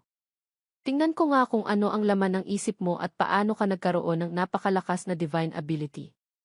Si Hong Qianye ay parang isda sa chopping block, at sa sandaling malapit na siyang matapos, lumitaw si Junlin tulad ng isang Diyos, at sa isang palad lamang, pinatay niya agad ang matanda. Pagkatapos niyang maasikaso ang matanda, tinignan ni Junlin si Hong Qianye at nagtanong na medyo dismaya, System, sabihin mo sa akin, demonic sect master ba to o true immortal level? Hindi ba't isa lang siyang mahinang foundation establishment stage? Nagsisinungaling ka ba sa multo? System dito, hindi ka niloloko. Ang taong ito ay dating demonic sect master sa True Immortal Realm, bumaba lang ang kanyang cultivation. Binuksan ko na ang analysis AE para sa host. Pangalan, Hong Qianye, lalaki. Talent, Immortal Grade Fire Element Spiritual Root, Heavy Fire Body. Dating Identity, Sect Master ng Fire Worship Demonic Sect, True Immortal Realm Tribulation Transcension Cultivator. Cultivation, Foundation Establishment Early Stage. Wow, totoo nga. Pero teka, lalaki siya. Nagsimulang mapangiti si Junlin. Hong Qianye. Ang kanyang balat ay maputi at makinis, ang kanyang mga facial features ay pinong-pino, ang kanyang mahabang buhok ay lumilipad. Ilang babae ang nahihiya sa kanilang sarili kapag nakikita siya, sino man ang makakakita sa kanya ay mapagkakamalan ang kanyang kasarian. Bagaman foundation establishment lang siya, sa kanyang dating talento at karanasan, mas madali para sa kanya na bumalik sa dating kasikatan. Ang pagkuha sa kanya bilang disipulo ay siguradong hindi kawalan. Sa isip nito, ngumiti si Junlin at nagsabi, sa palagay ng matanda na ito, kakaiba ang iyong hitsura, isang bihirang cultivation genius.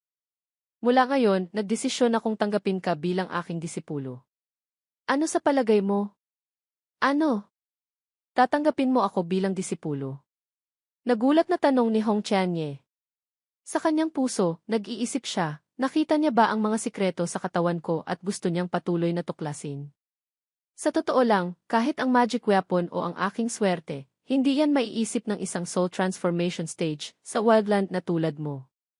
Ang ganitong cultivation level, dati, hindi nga siya makakapasok sa outer sect ng aking fire worship demonic sect. Isang soul transformation lang pero gusto akong maging master. Nananaginip lang siya. Sumingkit ang mata ni Junlin at nagtanong, mukhang hindi ka handa na maging disipulo ko base sa iyong hitsura. Nang makita ni Hong Qianye ang mapanganib na titig ni Junlin, napaatras siya.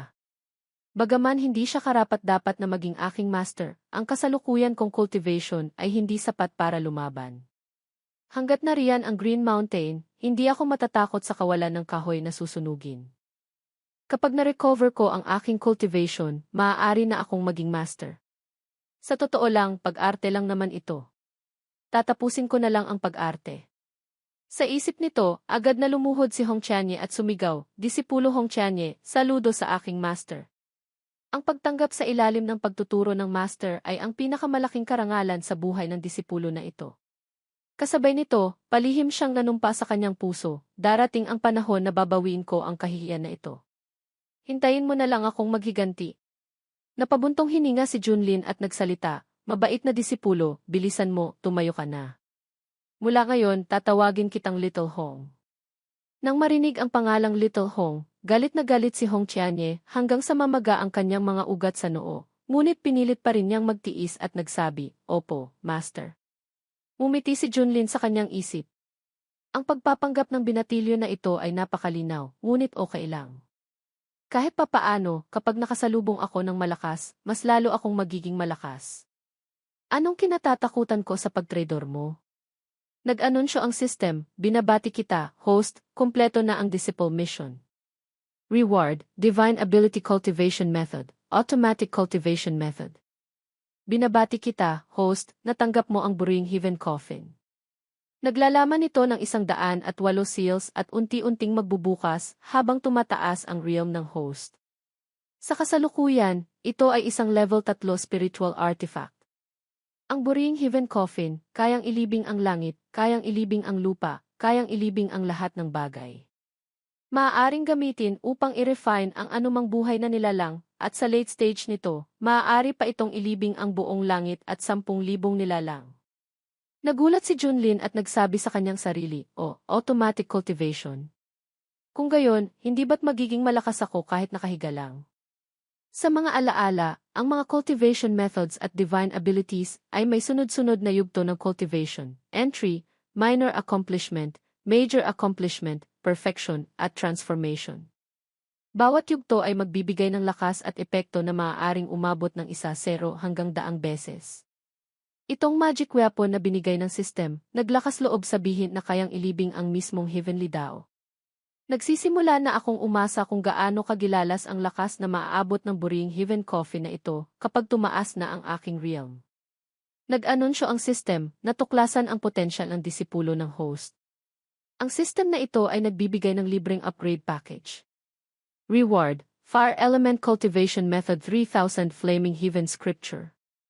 Reward, Fire Origin Pill, ginagamit upang ayusin ang Fire Element Spiritual Root at bumuo ng Supreme Foundation. Ang test mission na ito ay natapos na. Nasiyahan ba ang host? Tumawa si Junlin sa kanyang isip at sinabi, ang ganitong uri ng reward ang dapat na pag-ugali ng system sa mga nag-transmigrate na Huaxia people. Haha! Pagkatapos, lumingon siya at tinignan si Hong Qianye na galit pa rin sa tabi niya, nag-iisip sa kanyang puso. Tingnan ko kung gaano kayabang ang disipulo na ito na nakuha ko, na may ganitong pambihirang talento. Pagkatapos, nagbukas ng bibig si Junlin at nagtanong, Little Hong, hindi ka pwedeng laging nakasimangot at galit. Sa tingin mo ba hindi ako karapat-dapat na maging master mo? Takot na nagsalita si Hong Qianye, Master, nagkakamali kayo. Sa totoo lang, palagi akong may ganitong ekspresyon. Sa kanyang puso, malamig siyang natawa, nag-iisip, isang maliit na soul transformation lang pero naglalabas ng hangin. At gusto pa akong turuan kung paano mamuhay?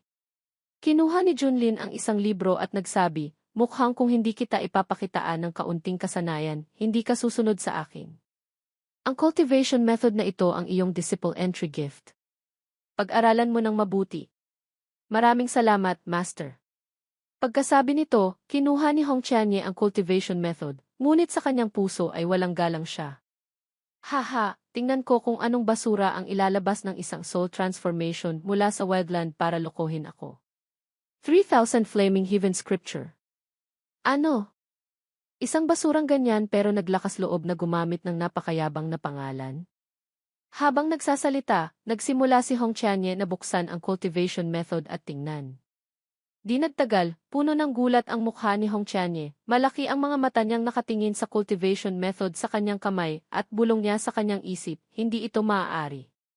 Ang Rebellion Raging Fire method na tumulong sa akin na maabot ang immortalidad noon ay dating pinakamataas na fire element cultivation method sa Central Domain, ngunit kung ikukumpara sa 3,000 Flaming Heaven Scripture na ito, basura lang. Yon! Ang 3,000 Flaming Heaven Scripture na ito ay ganap na sinira ang pagkaunawa ko sa fire element cultivation methods. Siguradong ito ay sa immortal grade at baka pa nga ang legendary saint grade.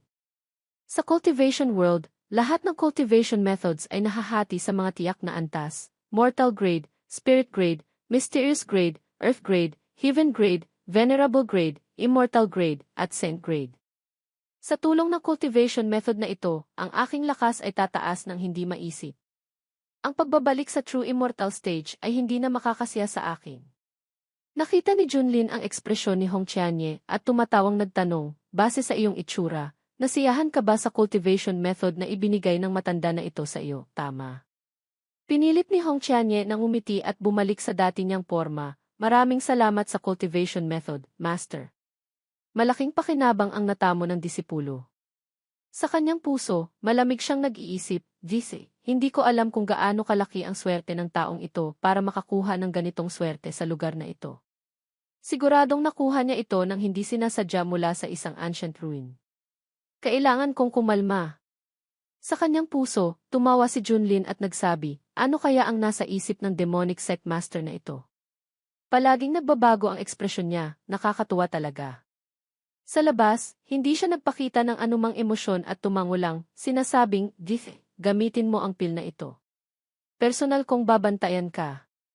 Opo, maraming salamat, Master.